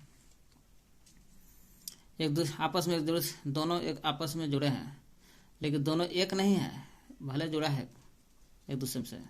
मनुष्य के विभिन्न संरचनात्मक गतिविधि को एक दूसरे को सूचना का आदान प्रदान करता है। गर्भित ज्ञान, स्पष्ट ज्ञान दोनों आपस में जुड़ा है। मनुष्य के विभिन्न रचनात्मक होता है, मनुष्य का होता है बहुत सारा चीज, रचनात्मक गतिविधि होता है। रचनात्मक गतिविधि एक दूसरे को क्या करता है? सूचना लेता है, सूचना लेकर के आदान प्रदान करता है। तो पूछे गर्भित ज्ञान और स्पष्ट ज्ञान में अंतर, एक दूसरे से अलग नहीं है, एक दूसरे पर पूरक है, आपस में जुड़े हैं। मनुष्य के विभिन्न रचना होती है, वही रचनात्मक गतिविधि होता है, गतिविधि एक दूसरे को सूचना देता है, सूचना का आदान प्रदान करता है। अब चलते हैं दृष्टिकोण के आधार पर 4 प्रकार ज्ञान होता है। दृष्टिकोण के आधार पर देख रहे हैं, है ना। तो दृष्टिकोण के आधार पर 4 प्रकार का: प्रक्रियात्मक ज्ञान, घोषणात्मक ज्ञान, प्रक्रियात्मक, घोषणात्मक, अर्थ संबंधी, प्रासंगिक ज्ञान, प्रासंगिक मतलब कि परीक्षण ज्ञान। दृष्टिकोण के आधार पर 4। पहला, प्रक्रियात्मक ज्ञान व्यक्ति की समझ का प्रतिनिधित्व करता है कि कैसे विशेष प्रक्रिया को पूरा किया जाए। व्यक्ति का जो समझ होता है उस समझ को प्रतिनिधित्व करता है। पूछेगा व्यक्ति की समझ जो होता है कितना आदमी जानता है नहीं जानता, उस समझ का प्रतिनिधित्व कौन करता है? प्रक्रियात्मक ज्ञान। तो वही व्यक्ति की समझ का प्रतिनिधित्व करता है। क्या करता है? समझ में कि व्यक्ति कैसे विशेष प्रक्रिया को पूरा करेगा, कैसे जो विशेष प्रक्रिया है उस विशेष प्रक्रिया को पूरा करेगा। क्या कहते हैं? प्रक्रियात्मक ज्ञान में व्यक्ति जो होता है, व्यक्ति अपने समझ को प्रतिनिधित्व करता है। किसको? तो समझ को। कैसे समझ को प्रतिनिधित्व करता है कि व्यक्ति जो है कैसे विशेष प्रक्रिया को पूरा करेगा, कैसे विशेष प्रक्रिया को पूरा करेगा। घोषणात्मक में बोलता है सातही ज्ञान है। घोषणात्मक कैसा है? सातही ज्ञान है, आसानी से स्मरण होता है। सातही है तो आसानी से स्मरण होबे करेगा। सचेत स्थिति में सचेत स्थिति में दैनिक उपयोग वाला ज्ञान कहलाता है। सचेत स्थिति में दैनिक उपयोग वाला ज्ञान है। प्रति व्यक्ति की अल्पकालिक स्मृति में रहता है। प्रति मतलब का प्रत्येक व्यक्ति में देखिएगा घोषणात्मक ज्ञान अल्पकालिक स्मृति माने कुछ समय के लिए दिमाग में मेमोरी में रहता है, उस घोषणात्मक कहते हैं। घोषणात्मक क्या देखें? सातही ज्ञान है तो हाँ, और आसानी से स्मरण होता है तो हाँ, स्मरण होता है, आसानी से चल जाता है। लेकिन प्रति व्यक्ति के लिए कुछ समय के लिए, अल्पकालिक समय के लिए स्मृति में दिमाग बैठा रहता है। सचेत स्थिति में क्या होता है? दैनिक प्रयोग होते रहता है। तो दैनिक प्रयोग होने वाला सचेत स्थिति में कौन सा ज्ञान? घोषणात्मक ज्ञान है। अर्थ संबंधी ज्ञान बहुत अच्छी से संगठित किया हुआ ज्ञान है। पूछेगा बहुत अच्छा से क्या होता है? संगठित। बहुत अच्छा से संगठित किया हुआ ज्ञान अर्थ संबंधित है। तब ना अर्थ का मतलब क्या हो गया? अर्थ निकालता तब ना जी। बहुत अच्छा से संगठित किया हुआ ज्ञान है। बहुत अच्छा से संगठित किया हुआ ज्ञान। अब बहुत अच्छा से संगठित कर लेते हैं ज्ञान, उसके बाद हम लोग पढ़ाते लिखा तब ना अर्थ निकलता है। तो बहुत अच्छा से संगठित किया हुआ ज्ञान होता है अर्थ संबंधित। यही बहुत अच्छे से संगठित किया हुआ ज्ञान लंबे समय तक मानव स्मृति में रहता है। कितना? पूछेगा लंबे समय तक मानव स्मृति में रहने वाला ज्ञान अर्थ संबंधित। अब अर्थ संबंधित इसलिए कहते हैं कि अर्थ निकलता है तो मानव बहुत दिन तक दिमाग में बैठे रहता है। और जो घोषणा दिया बाद में फेल हो जाता है। कैसे बोलता है? घोषणा नेता लोग देता है कि करेंगे वो करेंगे, फेल हो जाता है। वही फेल हो जाता है, अल्पकालिक समय के लिए स्मृति में रहता है। प्रासंगिक ज्ञान जिसको कहते हैं प्रासंगिक यानी कि परीक्षण ज्ञान कहते हैं। प्रयोगात्मक सूचना देता है। कैसा? प्रयोगात्मक माने प्रैक्टिकल सूचना देता है। प्रासंगिक मतलब परीक्षण हो रहा तो चेक हो रहा तो प्रयोगात्मक सूचना देता है। प्रत्येक प्रकरण ज्ञान के छोटे हिस्से में दीर्घकालिक स्मृति में रहता है। लंबे समय अर्थ संबंधित, वही दीर्घकालिक लंबे स्मृति में रहता है। प्रासंगिक ज्ञान भी। तो प्रासंगिक ज्ञान क्या है? परीक्षण ज्ञान जो प्रयोगात्मक सूचना देता है। प्रत्येक प्रकरण ज्ञान के और प्रकरण के ज्ञान जो होता है वो छोटे छोटे हिस्सों में ज्ञान का होता है। प्रकरण के जो ज्ञान होता है उस ज्ञान छोटे छोटे हिस्सा में लंबे समय तक या दीर्घकाल समय तक रहता है, उसे कहते हैं प्रासंगिक ज्ञान। दृष्टिकोण के आधार पर 4 प्रकार होता है। प्रक्रियात्मक ज्ञान जो व्यक्ति की समझ को प्रतिनिधित्व करता है कि व्यक्ति कैसे विशेष प्रक्रिया को पूरा करेगा, यही बताता है प्रक्रियात्मक ज्ञान। घोषणात्मक ज्ञान में सतही ज्ञान होता है, आसानी से स्मरण होता है, इसलिए प्रति व्यक्ति को अल्पकालिक समय के लिए स्मृति दिमाग में रहता है। सचेत स्थिति में दैनिक प्रयोग वाला ज्ञान है, घोषणात्मक दैनिक प्रयोग। अर्थ संबंधी ज्ञान बहुत अच्छे से संगठित किया हुआ ज्ञान होता है, इसलिए लंबे समय तक मानव के दिमाग में रहता है, स्मृति में रहता है, इसलिए अर्थ संबंधित हो गया। प्रसंग ज्ञान भी लंबे समय तक रहता है दिमाग में, परीक्षण वाला ज्ञान कहते हैं। प्रयोगात्मक सूचना देता है, प्रयोगात्मक सूचना देता है। प्रत्येक प्रकरण ज्ञान के छोटे छोटे हिस्सा में दीर्घकालिक स्मृति में रहता है।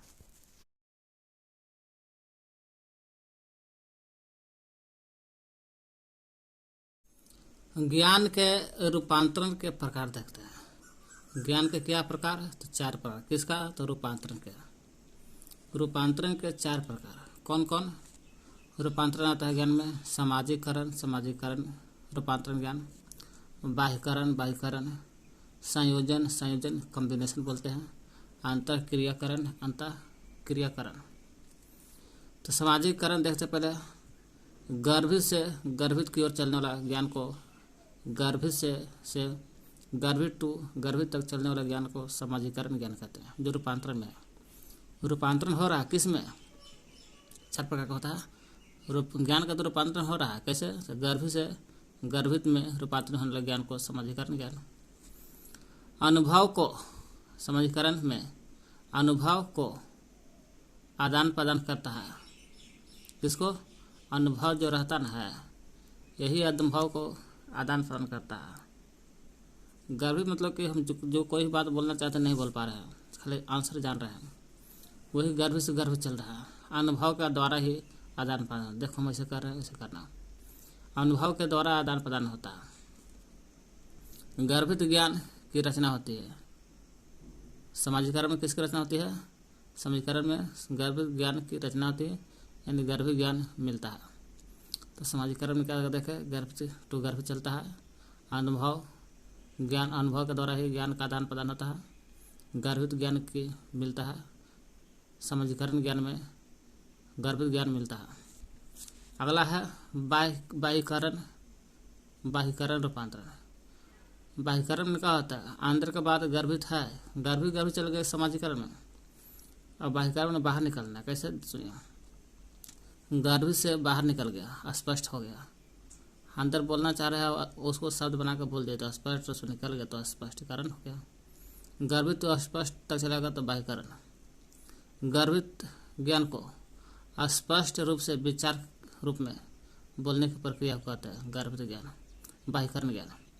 गर्भित ज्ञान को स्पष्ट रूप से बाहर निकालने की प्रक्रिया को, है ना, गर्भित ज्ञान को स्पष्ट विचार रूप में बोलना। गर्भित ज्ञान को स्पष्ट विचार रूप में, गर्भित है तो हाँ, तो इसको गर्भित ज्ञान को स्पष्ट विचार रूप में बोल रहा है, विचार दे रहा है स्पष्ट रूप से, तो जाहिर सी बात बाह्यकरण हो गया। गर्भित अनुभव या ज्ञान को, गर्भित अनुभव या ज्ञान को भाषा रूप से बोलने का प्रयास किया जाता है। गर्भित ज्ञान जो रहता है अंदर, मन में सोचता है कैसे क्या बोले, उसको गर्भित अनुभव जो रहता है अंदर, मन में आंसर जान रहा लेकिन बोल नहीं पाता है, वही गर्भित अनुभव को या अनुभव जो रहता है गर्भित, वैसा गर्भित जो अनुभव के रूप में या ज्ञान के रूप में रहता है और भाषा के रूप में बाहर बोलने का प्रयास किया जाता है, उसको कहते हैं स्पष्ट रूप से बोलने का प्रयास किया जाता है, बाह्यकरण होगा। तो क्या कहते हैं बाह्यकरण में? गर्भित से स्पष्ट को चलता है, गर्भित ज्ञान को स्पष्ट रूप से विचार के रूप में बोलने वाला भाषा को बाह्यकरण कहते हैं। गर्भित ज्ञान या अनुभव को स्पष्ट रूप से भाषा के रूप में बोल रहा है, उसे कहते हैं बाह्यकरण। स्पष्ट रूप से भाषा, गर्भित ज्ञान को स्पष्ट विचार के रूप में बोलने की प्रक्रिया है। गर्भित अनुभव या ज्ञान को भाषा के रूप में बोलने का प्रयास किया जाता है, को भी स्पष्ट भाषा के रूप में, बाह्यकरण। संयोजन, कॉम्बिनेशन, विचारों का व्यवस्थित किया जाता है। संयोजन में क्या होता है? विचार जो रहता है आदमी के, वो विचारों का व्यवस्थित किया जाता है। क्या कहता है? व्यवस्थित। अस्पष्ट को स्पष्ट होता है। विचार कैसा? स्पष्ट से अस्पष्ट, संयोजन हो गया, कॉम्बिनेशन हो गया। अलग अलग अस्पष्ट ज्ञान के संग्रह को संयुक्त कहते हैं। अस्पष्ट टू अस्पष्ट मतलब क्या हो गया, अलग अलग अस्पष्ट ज्ञान होता है। कैसा ज्ञान, रूपांतर ज्ञान है ना। अस्पष्ट टू अस्पष्ट ज्ञान को संयोजन ज्ञान कहते हैं। वो भी अलग अलग अस्पष्ट होना चाहिए। अलग अलग अस्पष्ट ज्ञान जो रहता है, अलग अलग जो अस्पष्ट ज्ञान रहता है उसको संग्रह को सभी की जगह जमा कर देना संयोजन कहलाता है। कम्बिनेशन हो गया। संयोजन ज्ञान रूपांतर ज्ञान जो होता है मुख्यतः प्रलेखों प्रलेखों, सम्मेलनों सम्मेलनों सम्मेलनों, टेलीफोन टेलीफोन टेलीफोन, वार्तालाप वार्तालाप या नेटवर्क द्वारा संपन्न होता है ना। जैसे कोई फोन से बतिया रहा है, फोन टेलीफोन से बतिया रहा था, हम बोल रहे हैं दूसरे से भी तो बात बोलेगा स्पष्ट रूप से। हम भी स्पष्ट रूप से बोलते हैं, वो भी बोलता है, इसलिए स्पष्ट स्पष्ट चलता है। संयोजन ज्ञान रूपांतर ज्ञान क्या है, अस्पष्ट टू अस्पष्ट, अलग अलग अस्पष्ट ज्ञान जो रहता है उसे कहते हैं, उस ज्ञान को संग्रह कर दो संयोजन कहलाता है। और एक अलग अलग अस्पष्ट ज्ञान के जो संग्रह रहता है उस संग्रह को संयोजकृत ज्ञान कहते हैं। संयोजन ज्ञान मुख्यतः प्रलेखों प्रलेखों, सम्मेलनों सम्मेलनों, टेलीफोन टेलीफोन, वार्तालाप वार्तालाप, नेटवर्क के द्वारा होता है। वार्तालाप भी होता है तो कैसे होता है, स्पष्ट स्पष्ट नहीं बचाता है, यह नेटवर्क के द्वारा होता है, संपन्न होता है। अंतःक्रियाकरण अंतःक्रियाकरण रूपांतर ज्ञान, अस्पष्ट से गर्भित, अस्पष्ट टू अस्पष्ट, अस्पष्ट से फिर चलता है गर्भित में, सामाजिकरण में। तो अस्पष्ट टू गर्भित चल गया, अंतःक्रिया हो गया। अस्पष्ट बात है और उसको गर्भित अंत मन में बैठा लिया तो अंतःक्रिया हो गया, अंतर चल गया। फिर अंतःक्रिया में अंतर में गर्भित। अस्पष्ट ज्ञान को गर्भित ज्ञान में निहित किया जाता है। अस्पष्ट ज्ञान को गर्भित ज्ञान में कन्वर्ट कर दिया, अंतःक्रिया हो गया। इसमें प्रसिद्ध है, अंतःक्रिया में क्या प्रसिद्ध है, महत्वपूर्ण है, करके सीखना की तरह, करके सीखना है ना। जो स्पष्ट ज्ञान देख लिया कि भाई 4 और 2 6 होता, तो 4 को स्पष्ट हो गया। और करके सीखिए तो गर्भित चल जाए, कैसे 4 गो ईंटा और 2 गो ईंटा लाने तो 6 गो ईंटा हो जाएगा, गर्भित होगा। तो करके सीखना की तरह होता है, करके सीखने की तरह कौन सा ज्ञान, अंतःक्रियाकरण। अंतःक्रियाकरण ज्ञान रूपांतर ज्ञान जो है पैदा होता है कहाँ से, जब मनुष्य में आंतरिक क्रिया रूप से अनुभूति होता है। मनुष्य में क्या होता है, आंतरिक रूप से अनुभूति होता है। मनुष्य है तो हाँ होकर अंदर का होगा, अंदर अनुभूति होता है, अनुभूति होता है करके सीखने के लिए, तो कहलाता है अंतःक्रियाकरण।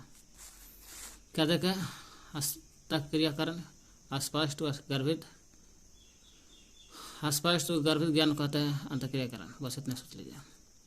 अस्पष्ट ज्ञान को गर्भित ज्ञान में निहित किया जाता है, अस्पष्ट ज्ञान को गर्भित ज्ञान में निहित किया जाता है। महत्वपूर्ण है, करके सीखने की तरह होता है, कैसे, करके सीखना। पैदा होता है जब मनुष्य में आंतरिक रूप से अनुभूति होता है। मनुष्य में क्या होता है, मनुष्य में आंतरिक रूप से क्या अनुभूति होता है, कोई भी अनुभूति होता है, अंतःक्रियाकरण कराता है।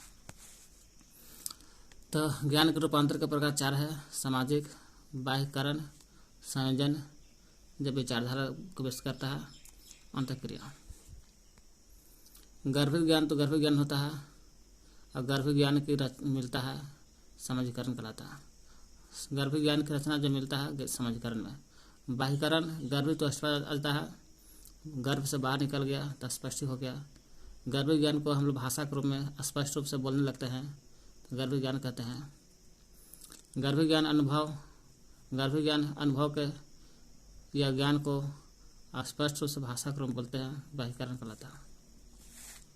संयोजन अस्पष्ट अस्पष्ट विचारधारा का व्यक्त करता है ना। अलग अलग अस्पष्ट ज्ञान जो रहता है उसको संग्रह किया जाता है, संयोजन कहलाता है। इसमें प्रलेख मुख्यतः प्रलेखों, सम्मेलनों, टेलीफोन, वार्तालाप, नेटवर्क का संयोजन होता है। अंतःक्रिया में अस्पष्ट ज्ञान होता है, स्पष्ट हो गया संयोजन, अस्पष्ट से फिर गर्भित चल जाता है अंतःक्रिया में। अस्पष्ट ज्ञान को गर्भित ज्ञान में निहित, अस्पष्ट ज्ञान को गर्भित में कन्वर्ट करना।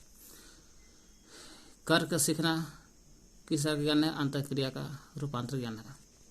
पैदा होता है मनुष्य में आंतरिक रूप से होता है, इसलिए अंतर होता है आंतरिक क्रियाकलाप, आंतरिक रूप से अनुभूति होता है। अगला है नॉलेज शब्द की उत्पत्ति 2.2 प्रश्न ई ओके।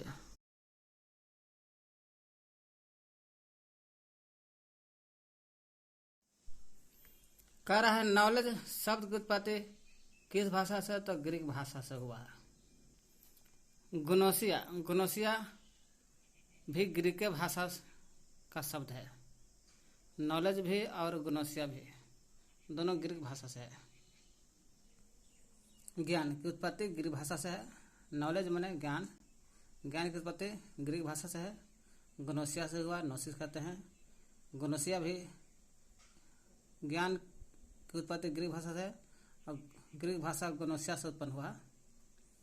गुनोसिया का अर्थ होता है, यह ज्ञान का, नॉलेज का अर्थ होता है निश्चित जानकारी। वो जो ज्ञात है वो निश्चित जानकारी है, उसे कहते हैं नॉलेज।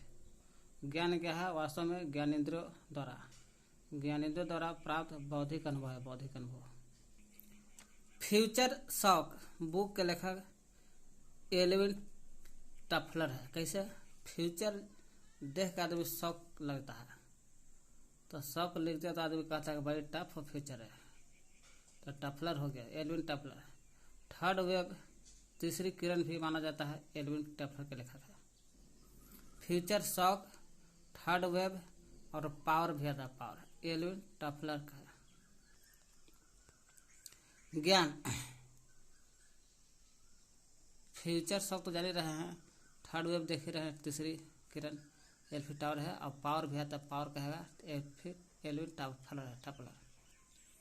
फ्रेम, ज्ञान फ्रेम युक्त, फ्रेम युक्त किसका फ्रेम? अनुभव मूल्य प्रासंगिक, अनुभव मूल्य प्रासंगिक जानकारी का तरल मिश्रण है।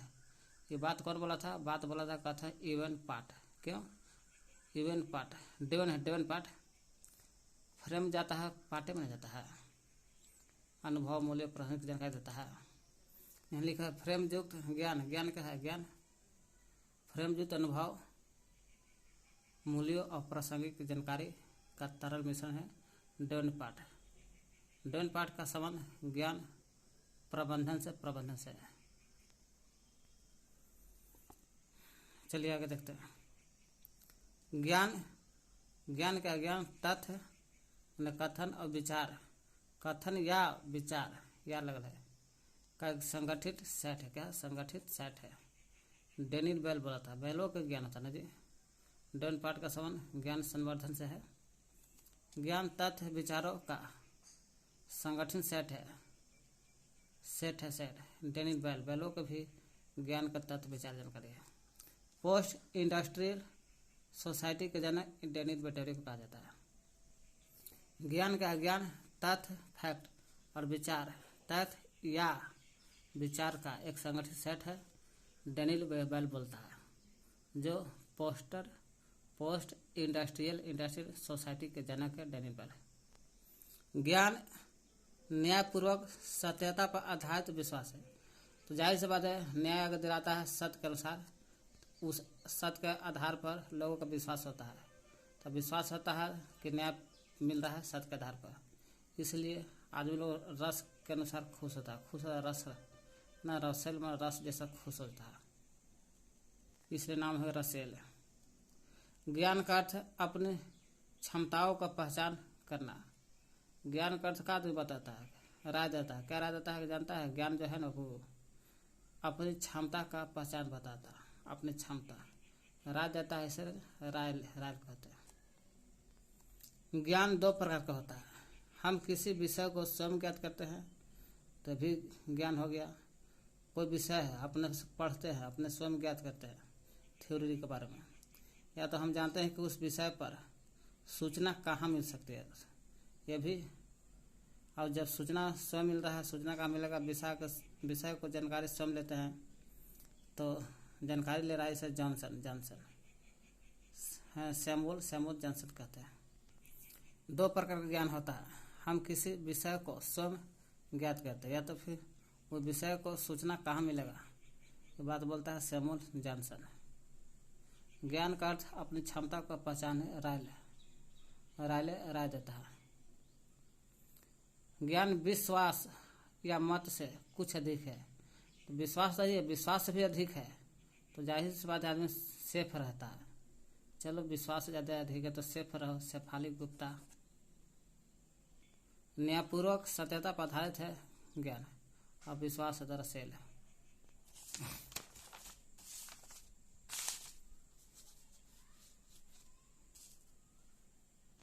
ज्ञान विश्वास या मत से कुछ अधिक है, विश्वास और मत से भी अधिक है ज्ञान, तो जाहिर सी बात सेफ रहता है। सेफ ने शेफाली गुप्ता। कौन गलत है? ज्ञान किसी तथ्य को समझने की स्थिति है, तो हाँ ज्ञान जो है तथ्य में किसी कथन को समझाता है। ज्ञान कुछ नहीं लेकिन किसी तथ्य को जानने में समझाता है। तथ्य को जानने या तथ्य को समझाने की स्थिति है। तथ्य को जाना आता है न तो समझाने की स्थिति है, ज्ञान कहलाता है। ज्ञान किसी तथ्य को समझाने की स्थिति, सही हो गया। लोगों के बीच ज्ञान, जो ज्ञान लोगों के बीच सामाजिक वार्तालाप से नए ज्ञान उत्पत्ति होता है। लोगों के बीच सामाजिक बातचीत करने से नया नया ज्ञान होता है। देखिए ज्ञान की उत्पत्ति कैसे होता है? विभिन्न लोगों के बीच सामाजिक वार्तालाप करते हैं जिससे ही नए ज्ञान मिलता है। अभी लोगों के बीच सामाजिक वार्तालाप से नए ज्ञान की उत्पत्ति होता है, सही है। हम जो कुछ समझते हैं वह ज्ञान है, कुछ जो समझते वह भी ज्ञान है। ज्ञान के एग्जाम्पल, जो कुछ हम पाते हैं भी ज्ञान है, जो कुछ समझते हैं भी ज्ञान है, जो जिससे हम परिचित है भी ज्ञान है। ये सब कुछ ज्ञान होता है, समझते वाला भी ज्ञान है। तो इस तरह से हम कुछ समझते हैं, ये भी ज्ञान है। ज्ञान कभी अप्रचलित नहीं होता है। यहाँ कह रहा है कि ज्ञान, यहाँ बोल रहा है ज्ञान अप्रचलित है, और वहाँ बोल रहा है कि अप्रचलित नहीं होता, तो गलत हो गया, नहीं कि सही है। ज्ञान कभी अप्रचलित नहीं होता, जबकि होता है। अप्रचलित होता है, नहीं कि नहीं, अप्रचलित होता है, इसलिए यही सही है क्वेश्चन के अनुसार। तथ्य को समझते ज्ञान से लोगों के बीच सामाजिक वार्तालाप से नया ज्ञान उत्पत्ति होता है। जो कुछ समझते हैं वो भी ज्ञान है, जो हम जानते हैं वो भी ज्ञान है। ज्ञान कभी अप्रचलित होता है, तो हाँ नहीं, गलत हो जाएगा, इसलिए सही है। गलत कौन है? तो ज्ञान मानव सभ्यता द्वारा संरचित संपूर्ण विचारों का योग है, तो हाँ ज्ञान जो है ना, मानव सभ्यता जो पीछे पीढ़ी गुजर चुका है वो सभी ज्ञान को संरचित करके जमा करके रख लेगा, वही संपूर्ण विचारों का योग माना जाता है। ज्ञान मानव सभ्यता द्वारा संरक्षित किए गए संपूर्ण विचारों का योग है, हो योग है, चलिए सही हो गया। संपूर्ण जगत को विचारों का समूह कहते हैं। ज्ञान का ज्ञान संपूर्ण जगत को, पूरा दुनिया भर में जितना जगत है सभी को विचार जितना हो रहा हो सभी को समूह होता है ज्ञान, तो हाँ ज्ञान संपूर्ण जगत में जितना विचार हो रहा है लोगों का वो एक समूह है। संपूर्ण जगत में विचारों का, किसका? विचारों का एक समूह है ज्ञान, पूरे जगत में। ज्ञान संपूर्ण जगत का विचारों का क्या समूह है। विचारों का संचयन ज्ञान की ओर मार्गदर्शित नहीं करता है, तो विचारों का जो संचयन है ज्ञान की ओर मार्गदर्शित करता है, नहीं, गलत है। देखिए ज्ञान विचारों का संचयन होता है, और विचारों का संचयन वही विचारों का एक समूह भी है। ज्ञान वही विचारों का संचयन भी है, संचयन ज्ञान को और मार्गदर्शित करता है, तो सही बात, मार्गदर्शित करता है विचारों का संचयन। तो क्या देखें, ज्ञान जो ज्ञान विचारों का संचयन ही ज्ञान की ओर क्या कर रहा है, विचार का संचयन है, तो हाँ तब तो ज्ञान की ओर मार्गदर्शन करता है, तो करता है, ये कारण नहीं करता, तो गलत है, नहीं सही है। ज्ञान उम्र के साथ प्राप्त होता है, जैसे उम्र बढ़ेगा उससे ज्ञान बढ़ता है, सही है। तो गलत कौन हो गया? ज्ञान मानव सभ्यता द्वारा संरक्षित संपूर्ण विचारों का योग है, तो योग है। संपूर्ण ज्ञान संपूर्ण जगत के विचारों का समूह, तो हाँ समूह है, विचारों का समूह है ज्ञान। विचारों का संचयन करना ज्ञान की ओर मार्गदर्शित करता है, तो हाँ करता है, ये नहीं है, तो ये गलत हो गया। उम्र के साथ बढ़ता है ज्ञान, सही बात है। कौन गलत है? ज्ञान पुनः उपयोग भी किया जाता है, तो हाँ ज्ञान का पुनः उपयोग कर सकते हैं। देखिए ज्ञान प्रासंगिक है, पुनः उपयोगी है। ज्ञान तभी मिलता है, लाभ होगा ज्ञान से, लाभ कभी तभी होगा जब ज्ञान को हम लोग लागू करते हैं तब। तो ज्ञान पुनः उपयोगी है तो उपयोगी है। ज्ञान के मूल में परिवर्तन नहीं होता है, मूल में परिवर्तन होता है भाई। तो ज्ञान के गुण विशेषता, ज्ञान का मूल समय के साथ बदलता है। ज्ञान का मूल समय के अनुसार बदलता है। जैसे आज इतना ज्ञान है तो समय के अनुसार बदलेगा, घट भी सकता है। ज़्यादा पढ़ाई करेंगे तो ज़्यादा समय बदलेगा तो ज़्यादा ज्ञान होगा। अभी बोल रहा है ज्ञान मूल में परिवर्तन नहीं होता, परिवर्तन होता है इसलिए गलत है, यानी कि सही है। ज्ञान का नवीकरण करना पड़ता है। तो हाँ, ज्ञान स्थानांतरित और वितरण करना मुश्किल हो सकता है। ज्ञान को स्थानांतरित करना, वितरित करना मुश्किल हो सकता है, लेकिन नवीकरणीय और रख रखाव करना पड़ता है। तो ज्ञान को नवीकरणीय और रख रखाव करना पड़ता है। ज्ञान अनंत है जी। अधिगम के आधार पर ज्ञान के प्रकार 3 होता है। अधिगम के आधार पर ज्ञान के 3 प्रकार हैं: सार्वजनिक, निजी, प्रक्रियात्मक। सार्वजनिक पढ़ने लिखने में काम आता है और अन्य उद्देश्य के लिए भी होता है। आसानी से सार्वजनिक रूप से अधिगम सीख लेते हैं। निजी, एक व्यक्ति द्वारा अर्जित किया गया ज्ञान होता है, जो बाहरी लोगों के अधिगम नहीं होता है। यह निजी संपत्ति माना जाता है उस व्यक्ति का। प्रक्रियात्मक, सामाजिक के विभिन्न प्रक्रिया के माध्यम से प्राप्त होता है। समाज के विभिन्न प्रक्रिया से प्राप्त होता है प्रक्रियात्मक। तो अधिगम के आधार पर ज्ञान 3 प्रकार का देख लिए। देखिए, विषय के आधार पर भी ज्ञान और दृष्टिकोण के आधार पर 4 होता है। विषय, अधिगम के आधार पर ज्ञान के प्रकार, और संहिता के आधार पर विषय, अधिगमता और संहिताकरण के आधार पर 3 ज्ञान होता है। अगला क्वेश्चन है, बिलिस द्वारा ज्ञान के चरण 3 चरण है। ज्ञान के चरण देखा जाए तो बिलिस के अनुसार विकासात्मक विकास होता है। कहाँ से? ज्ञान को विभिन्न संस्था से, समाज से, संस्कृति से विकास होता है। और शैक्षणिक चरण, ज्ञान के चरण शैक्षणिक है, जो ज्ञान को छोटे छोटे छात्र और बच्चों को सिखाता है। व्यवहारिक होता है, जब विकास हो गया, शैक्षणिक हो गया तो व्यवहार में यूज कीजिए। अर्जित किए गए ज्ञान या जानकारी को वर्तमान की समस्या को देखते हुए समाधान करता है, वो व्यवहारिक हो गया। तो बिलिस के अनुसार 3 चरण देख लिए। वही बिलिस के अनुसार विचरण, किस चरण में ज्ञान विभिन्न समस्या संस्था समाज के द्वारा, संस्कृति के द्वारा उत्पन्न होता है।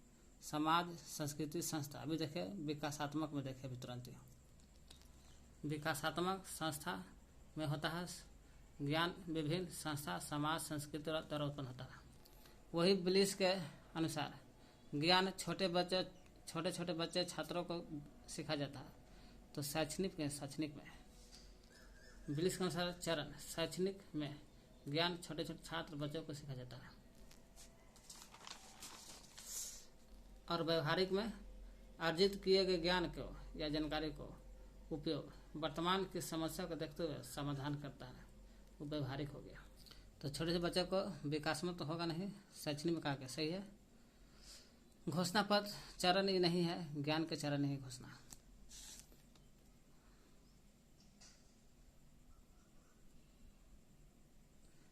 समाज, संस्कृति, संस्था विकासात्मक में आता है चरण। विचार और विमर्श के आधार पर ज्ञान, तो विचार विमर्श का वो दिख रहा है 2 विचार और विमर्श, इसलिए ज्ञान 2 प्रकार का होता है। उपलब्धता के आधार पर भी ज्ञान 2 होता है जी। तो विचार विमर्श के आधार पर ज्ञान 2 प्रकार का होता है, प्राथमिक और अनुभव आधारित ज्ञान। प्राथमिक ज्ञान बाहरी दुनिया के साथ बिना विचार विमर्श होता है, बाहरी दुनिया के साथ विचार नहीं होता, इसलिए बिना औपचारिक वाला विचार विमर्श होता है। सभी कुंवारे अविवाहित है प्राथमिक में। अनुभव इसका उल्टा, ये बिना विचार के, ये विचार का होता है। ये बिना औपचारिक है, ये औपचारिक विचार से होता है। उपलब्धता के आधार पर ज्ञान 2 प्रकार का होता है। उपलब्धता के आधार पर ज्ञान 2 प्रकार का होता है, सामाजिक और व्यक्तिगत ज्ञान।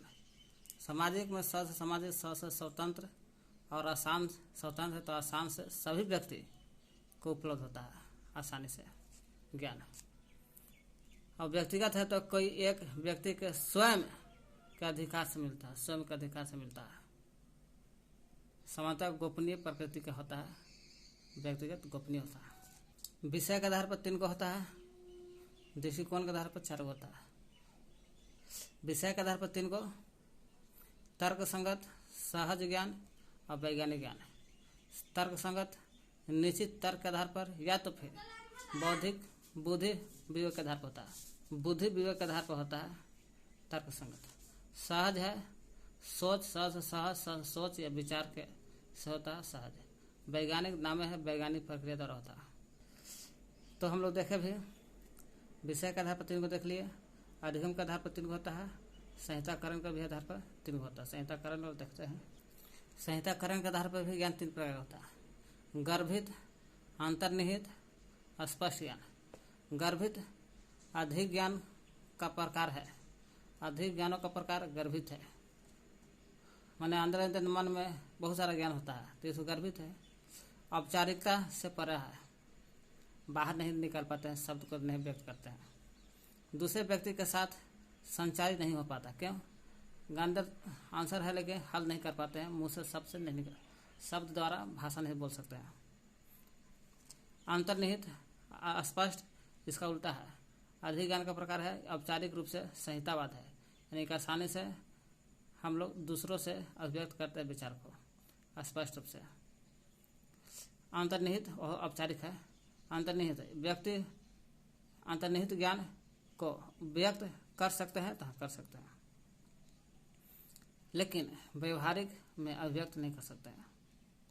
व्यक्त कर सकते हैं लेकिन व्यवहार में अभिव्यक्त नहीं कर सकते हैं। तो कोई कह दिया कि चोरी करना पाप है, चोरी नहीं कर पड़ेगा तो व्यक्त कर दिया, लेकिन व्यवहार में चोरी करवे करता है, अभिव्यक्त नहीं हो पाता है, व्यवहार में अभिव्यक्त नहीं होता है। तो संहिताकरण देख लिया। विषय के आधार पर ज्ञान के प्रकार देख लिए 3 को, कॉपी देख ली। संहिताकरण में देख लिए 3 को होता है। बहुत अच्छी तरह से संगठित किया हुआ ज्ञान जो लंबे समय तक मानव के स्मृति में रहता है, वो कौन सा होता है? अर्थ संबंधित ज्ञान होता है। कौन? अर्थ संबंधित। बहुत अच्छी तरह से हम लोग संगठित करते हैं और करके ज्ञान को बहुत अच्छी तरह से हम लोग उस ज्ञान को संगठित करते हैं और वही ज्ञान को संगठित करके लंबे समय तक मानव के स्मृति में रखते हैं, तो अर्थ संबंधित ज्ञान कहलाता है। देखिए अर्थ संबंधित ज्ञान क्या कहता है? बहुत से अच्छे से संगठित करते हैं, संगठित किया हुआ ज्ञान जो लंबे समय तक मानव के स्मृति में दिमाग बैठा रहता है, तो अर्थ संबंधित ज्ञान कहलाता है। अर्थ संबंधी में किसका? तो दृष्टिकोण के आधार पर। तो देखिए बहुत से अच्छी तरह से संगठित किया हुआ ज्ञान को लंबे समय तक मानव के दिमाग में स्मृति में रहता है, तो अर्थ संबंधित ज्ञान है जो दृष्टिकोण का भाग है। ज्ञान के रूपांतरण के संबंध में गलत बताना है, तो ज्ञान के रूपांतरण सामाजिकरण से करण कहता है गर्भित टू स्पष्टीकरण, सामाजिकरण कहता है गर्भित टू गर्भित, तो गलत छाड़ना है। सामाजिकरण बोलता है गर्भित टू गर्भित, इकार स्पष्टीकरण, इसलिए गलत हो गया। बाह्यकरण कहता है गर्भित टू स्पष्टीकरण, बाह्यकरण कहता है गर्भित टू स्पष्टीकरण, सही है। बाह्यकरण कहता है गर्भित टू स्पष्टीकरण। संयोजन कहता है स्पष्ट टू स्पष्ट, संयोजन कहता है स्पष्ट टू स्पष्ट, स से संयोजन, स से स्पष्ट, स से स्पष्ट। अंतःक्रियाकरण स्पष्ट टू गर्भित, अंतःक्रियाकरण स्पष्ट टू गर्भित, यानी गलत कौन होगा? सामाजिकरण कहता है गर्भित टू गर्भित, क्या होगा? गर्भित टू गर्भित। अब बाह्यकरण कहता है गर्भित टू अस्पष्टीकरण, सही है। संयोजन कहता है स्पष्ट टू स्पष्ट, अंतःक्रियाकरण कहता है स्पष्ट टू गर्भित, यानी कि सामाजिकरण कहता है गर्भित टू गर्भित, यानी यही सही है, जबकि कह स्पष्ट।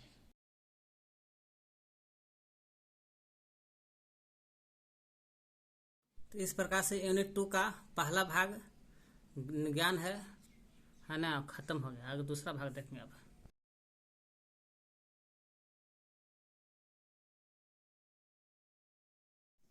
आज चैप्टर का नाम है लड़के और लड़कियां के रूप में, चैप्टर 4 है यह। 7वीं क्लास की NCERT बुक है, पॉलिटिकल साइंस। तो इसको पढ़ लेना है। लिंग बोध से संबंधित है, चैप्टर 4 है। लड़के लड़कियों के रूप में बड़ा होना, चैप्टर 4 है। जेंडर, जेंडर का अर्थ होता है मेल या फीमेल से होता है, मेल या फीमेल। पुरुष हो तुम्हें यही काम करना होगा, और महिला है तो तुम्हें यही काम करना होगा। दोनों का काम बांध दिया गया, इसी को जेंडर कहते हैं। और सेक्सुअल के अनुसार है ना, कुल सेक्स आता है। जैसे जेंडर है महिला, पुरुष है तुम्हें यही काम करना है, और महिला है तुम्हें यही काम करना होगा। जैसे दोनों के भिन्न खिलौने दिए जाते हैं। लड़का गाड़ी से खेलता है और लड़की गुड़िया से खेलती है। खिलौना से पता चलता है कि स्त्री और पुरुष का भविष्य अलग अलग हो जाएगा। ये खिलौने से पता चलता है, खिलौने से पता चलता है कि स्त्री और पुरुष है आने वाला समय में भविष्य में अलग अलग होंगे। लड़की अलग होगी, लड़का का रहन सहन अलग होगा। यही जेंडर हो गया, पहचान। काम को समाज समान नहीं मानता है। कोई भी काम है पुरुष के और महिला के जो काम है वो समाज का करता दोनों का समान नहीं समझता है। पुरुष स्त्री हैसियत एक जैसी नहीं होती है, इसलिए समाज दोनों का काम समान नहीं समझता है। संविधान के अनुसार यहाँ देख लीजिए, संविधान के अनुसार स्त्री पुरुष में भेदभाव नहीं है, परंतु वास्तविकता में लिंग भेद किया जाता है। पहले हम यहाँ पढ़ते हैं। अंततः लिंग बोध से हमारा आस उन अनेक सामाजिक मूल्यों से है और रूढ़िवादी धारणा से है। लिंग बोध का आस हमारा उन सामाजिक मूल्यों से है और रूढ़िवादी से है। लिंग बोध का हमारा मतलब होता है उन समाज के मूल्य से, रूढ़िवादी की धारणा से है, जिसे हमारी संस्कृति ने, जो संस्कृति ने हमारे स्त्रीलिंग और पुल्लिंग होने के जैविक अंतर, कैसा अंतर, जैविक अंतर के साथ साथ जोड़ दिया। यह शब्द हमें बहुत सी असमानताओं और स्त्री और पुरुष के बीच शक्ति संबंधों को भी समझने में सहायता करता है। जेंडर शब्द के आने पर अक्सर एक खास दृष्टि से लोग यह अधूरा अर्थ भी लगा लेते हैं कि यह केवल महिला या लड़कियों से जुड़ा हुआ होगा। जेंडर शब्द यहीं आएगा तो सभी लोग अधूरा शब्द जोड़ते हैं, अर्थ लगाते हैं कि महिला से होगा तो लड़की से संबंधित होगा जेंडर। लेकिन ऐसा नहीं है, केवल लड़कियां ही नहीं है बल्कि लड़के भी जेंडर की चर्चा में सहभागी आते हैं। लड़के और लड़कियां कैसे बड़े होते हैं, लड़का और लड़की के बारे में है कि कैसे बड़े होते हैं और उनकी सामाजिक भिन्नता कैसे रूप लेती है। कारण लड़के लड़की कैसे बड़े हो जाते हैं और बड़े होते ही उनके सामाजिक, लड़का लड़की के सामाजिक में भिन्नता कैसे हो जाती है, इसका है ना उदाहरण के साथ समझते हैं। छात्र या छात्रा लड़का और लड़की का यह समझने में सहायता देंगे कि समाजीकरण हर जगह एक सा नहीं है। लड़का लड़की को, छात्र छात्रा को समझाने में सहायता देना होगा क्या कि समाजीकरण जो है हर एक जगह एक सा नहीं है। यूपी में कुछ है, बिहार में कुछ है, केरल में कुछ है ना। समाजीकरण हर जगह एक जैसा नहीं है, वह समाज से निर्धारित होता है। समाजीकरण समाज से निर्धारित होता है कि लड़का लड़की में भेदभाव, और इस समय के साथ साथ सतत परिवर्तन चलता रहता है। कैसे समाज में स्त्री और पुरुष के लिए अलग अलग भूमिकाएं देखी जाती है, कैसे उनके लिए अलग अलग मूल्य निर्धारित किए जाते हैं कि लड़का है लड़की कैसे है, अलग अलग मूल्य निर्धारित किए जाते हैं। और यही से भेद और असमानता की शुरुआत होती है। यहीं से समाज जब अलग अलग मूल्य को निर्धारित करके देखते हैं, वहीं से तब भेद होता है, लड़का लड़की में असमानता की शुरुआत होती है। एक चित्रित कथापथ स्टोरी बोर्ड के माध्यम से बच्चों के घर के बारे में समझाते हैं। महिलाओं के काम, घर में महिलाओं के जो काम होती है वो काम नहीं माना जाता, उसका वैल्यू नहीं है, या फिर उस अमूल्य में उसका वैल्यू नहीं किया जाता। घर के काम को महिला जब घर का काम करती है उसका वैल्यू नहीं दिया जाता, अमूल्य माना जाता है। यही समाज में विभेदीकरण है। चौथा चैप्टर क्या है, लड़का या लड़की होना किसी के भी एक महत्वपूर्ण पहचान है भाई, ठीक ना। एक महत्वपूर्ण पहचान माना जाता है कि लड़का लड़की हुआ, उसकी अस्मिता है। जिस समाज के बीच हम बड़े होते हैं हमें खुद सिखाया जाता है कि लड़के और लड़कियों का कैसा व्यवहार स्वीकार करने योग्य है, उन्हें क्या करना चाहिए, क्या नहीं करना चाहिए लड़का लड़की को, इसी के बारे में जानेंगे आज। सामोआ द्वीप है, प्रशांत महासागर का दक्षिण पड़ता है। ये जो प्रशांत महासागर है नीचे, इसके दक्षिण पड़ता है सामोआ। प्रशांत सामोआ द्वीप का है, प्रशांत महासागर देख रहे हैं, तो देख रहे हैं चित्र दिखाई दे रहा है, तो उसका दक्षिण में सामोआ द्वीप है। यहाँ छोटे छोटे द्वीप समूह का भाग है। सामोआ द्वीप जो है प्रशांत महासागर के दक्षिण में है और छोटे छोटे द्वीपों का समूह है था, उसी में से एक भाग है सामोआ द्वीप। रिपोर्ट के अनुसार सामोआ द्वीप की रिपोर्ट आता है, उसके अनुसार 1920 के दशक में, कब 1920 के दशक में बच्चे स्कूल नहीं जाते थे। सामोआ द्वीप के रिपोर्ट के अनुसार पता चलता है। दोहरे बोझ महिला अंदर और बाहर काम करते थे। सामोआ द्वीप की रिपोर्ट के अनुसार पता चलता है कि 1920 के दशक में बच्चे स्कूल नहीं जाते थे और दोहरे बोझ महिला अंदर के भी और बाहर काम करते थे, इसलिए दोहरा बोझ से दबा होता है। जैसे हरियाणा तमिलनाडु में महिला दोहरे बोझ से दबे हुए थे, हरियाणा तमिलनाडु। 1920 के दशक में सामोआ द्वीप है, यही सामोआ द्वीप में बच्चों का बड़ा होने के बारे में चर्चा है। यही बड़ा बच्चा होता तो क्या है होता है। सामोआ द्वीप अभी देखा प्रशांत महासागर के दक्षिण में है, दक्षिण में स्थित है। छोटे छोटे द्वीपों के समूह का एक भाग होता है। छोटे छोटे प्रशांत महासागर के दक्षिण में छोटे छोटे द्वीपों का समूह है, उसी में से एक भाग है सामोआ द्वीप। सामोअन समाज, सामोआ द्वीप में सामोअन समाज रहता है। वहाँ पर किए गए अनुसंधान, सामोआ द्वीप पर किए गए अनुसंधान की रिपोर्ट के अनुसार 1920 के दशक में बच्चा जो होते थे, 1920 के दशक में बच्चे लोग स्कूल नहीं जाते थे। सामोआ द्वीप के रिपोर्ट के अनुसार पता चलता है। बड़े बच्चे और वयस्क से बहुत सी बातें सीखते थे। बड़े बड़े जो बच्चे होते थे और वयस्क जो नौजवान होते थे, उनकी दोनों के बात से बहुत सी छोटे बच्चे सीखते थे, बहुत सी बातें सीखते थे।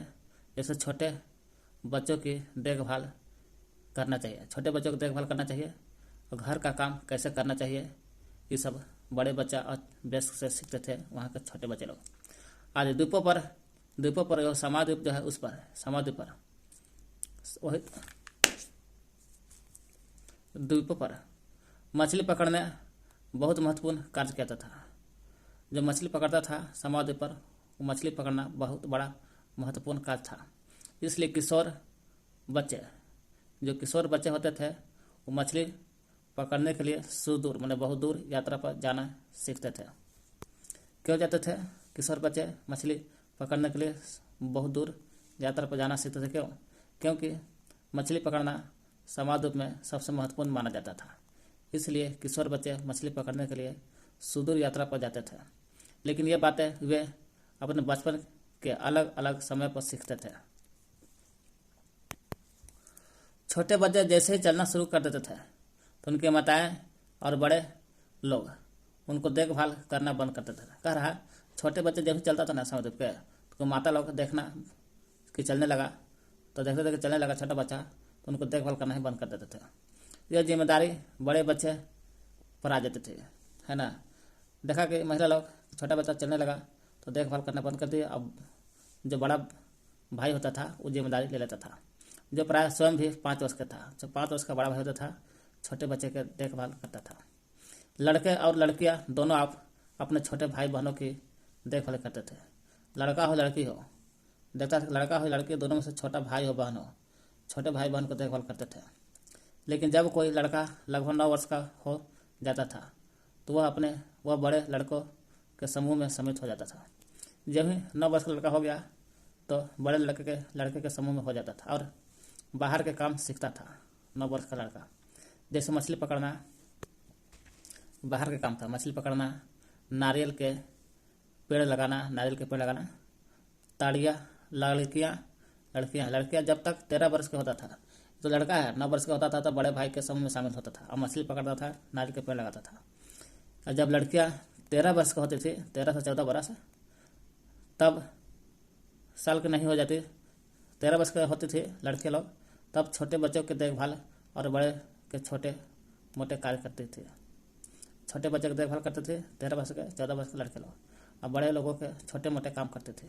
लेकिन एक बार जब वे 13-14 साल के हो जाती थी लड़की लोग, तो वे अधिक स्वतंत्र हो जाती थी, अब टेंशन मुक्त हो गए। 14 वर्ष की उम्र के बाद वे ये भी मछली पकड़ने जाते थे, लड़की लोग भी। लड़का लोग तो 9 वर्ष में जाते थे। 13-14 वर्ष में छोटे भाई को देखभाल करते थे, बड़े भाई के कुछ काम करते थे। जब ही लड़की 14 वर्ष के होते थे तभी मछली पकड़ने जाते थे, बागानों में काम करते थे। लड़की जो होती थी बागान में काम करते थे और डालियाँ बुनना सीखते थे। खाना पकाने का काम करते थे, अलग से बनाए गए रसोई बोरा में होता था। लड़कों को ही अधिकांश काम करना होता था, लड़कियां उनकी मदद करती थी। अब चलते 1960 के दशक में मध्य प्रदेश में पुरुष के रूप में बड़ा होना। हम तो इधर देखा भी 1920 के दशक में सीमाओं द्वीप के बच्चे का बड़ा होना, बच्चा में लड़का दोनों के बारे में देखे। अब यहाँ देखते हैं 1960 के दशक में 40 वर्ष बाद 20 में देखें सामोद्वीप 20 और 40-60। 1960 के दशक में मध्य प्रदेश में पुरुष के मध्य रूप में बड़ा होना। मध्य प्रदेश में जब पुरुष बड़ा होता है उसके बारे में चर्चा है। 1960 के मध्य प्रदेश एक छोटे शहर में रहने और स्कूल जाने को निर्णय लिया गया। कक्षा के बाद पढ़ चुके हैं। लड़का और लड़कियां अलग अलग स्कूल में जाते थे। लड़कियों के स्कूल लड़कों के स्कूल से बिल्कुल अलग होता था। लड़की का जो स्कूल होता था वो लड़का से अलग होता था, अलग ढंग से बनाया जाता था। उनके स्कूल के बीच एक आंगन होता था। यहाँ चर्चा है, लड़कों के स्कूल से बिल्कुल अलग होता था लड़की के। तो यहाँ लड़की का चर्चा, लड़कियों के स्कूल जो होते थे लड़कों के स्कूल से बिल्कुल अलग। देखिए यहाँ पे लिखा है, लड़की का स्कूल अलग ढंग से बनाए जाते थे। उनके स्कूल के बीच में एक आंगन होता था। लड़की का जब स्कूल होते थे तो बीच में आंगन होता था, जहाँ बाहरी दुनिया से बिल्कुल अलग रह कर स्कूल का सुरक्षा में खेलती थी लड़की लोग, वही बड़े आंगन में। लड़कों के स्कूल में ऐसा कोई आंगना नहीं होता था, बल्कि उनके खेलने का मैदान बस एक बड़ा सा खुला स्थान था जो स्कूल से लगा हुआ था। हर शाम स्कूल के बाद लड़के सैकड़ों लड़कियों के भीड़ की सकरी गली से जाते हुए देखते थे। लड़का लोग देखते थे लड़की को गली लाइन बनाकर जाते थे। सड़कों पर जाती हुई लड़कियां बड़ी गंभीर दिखती थी, एकदम सीधा साधा दिखती थी। बात लड़कों से अलग थे, जो लड़कों को अनेक कामों के लिए उपयोग करते थे, जैसे यूं ही खड़े खड़े खाली समय बिताने के लिए, दौड़ने खेलने के लिए, साइकिल चलाने के करतबों को आजमाने के लिए। लड़कियों के लिए गली सीधी घर पहुंचने का एक माध्यम थे। लड़के जो थे सीधे माध्यम से घर पहुंचते थे गली के द्वारा। लड़कियां हमेशा समूह में रहती थी।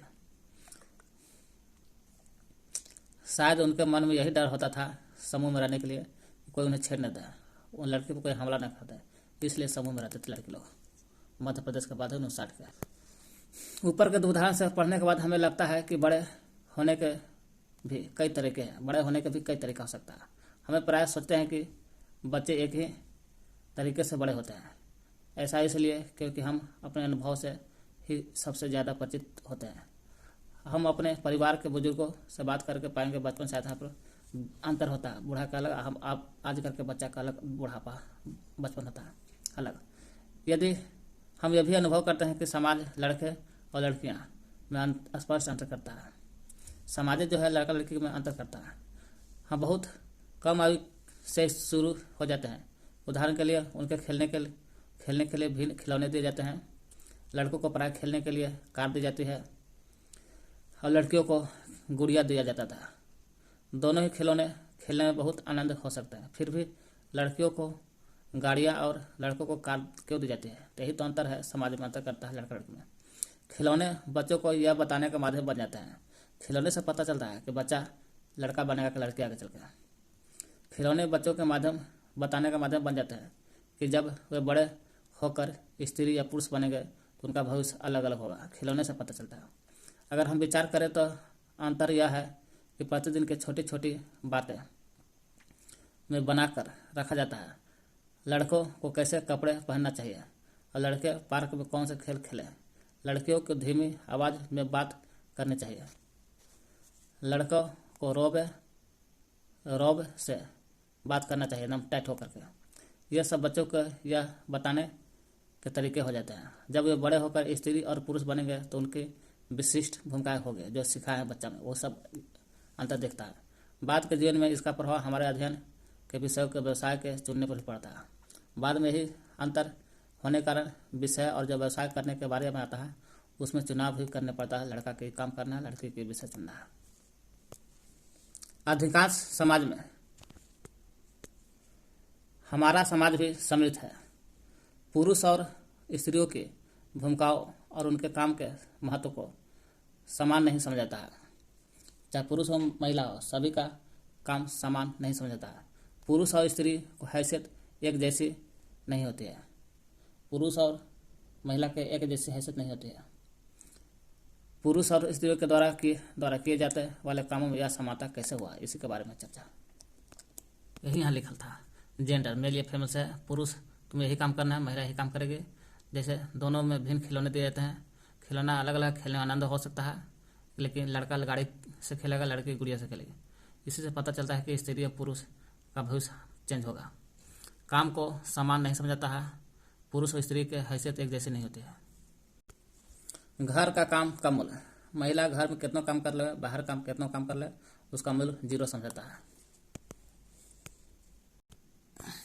संविधान के अनुसार स्त्री या पुरुष हो, भेदभाव नहीं करना है, परंतु वास्तविकता में देखा जाए तो लिंग भेद हो ही जाता है। महिलाओं का काम और समानता में अंतर देखते हैं।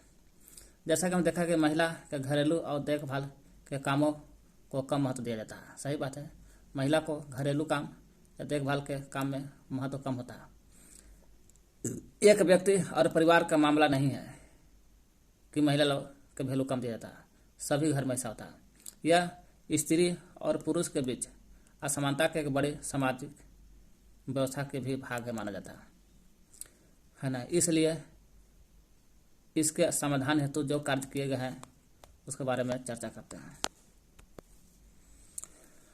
केवल व्यक्तिगत या पारिवारिक स्तर पर नहीं है,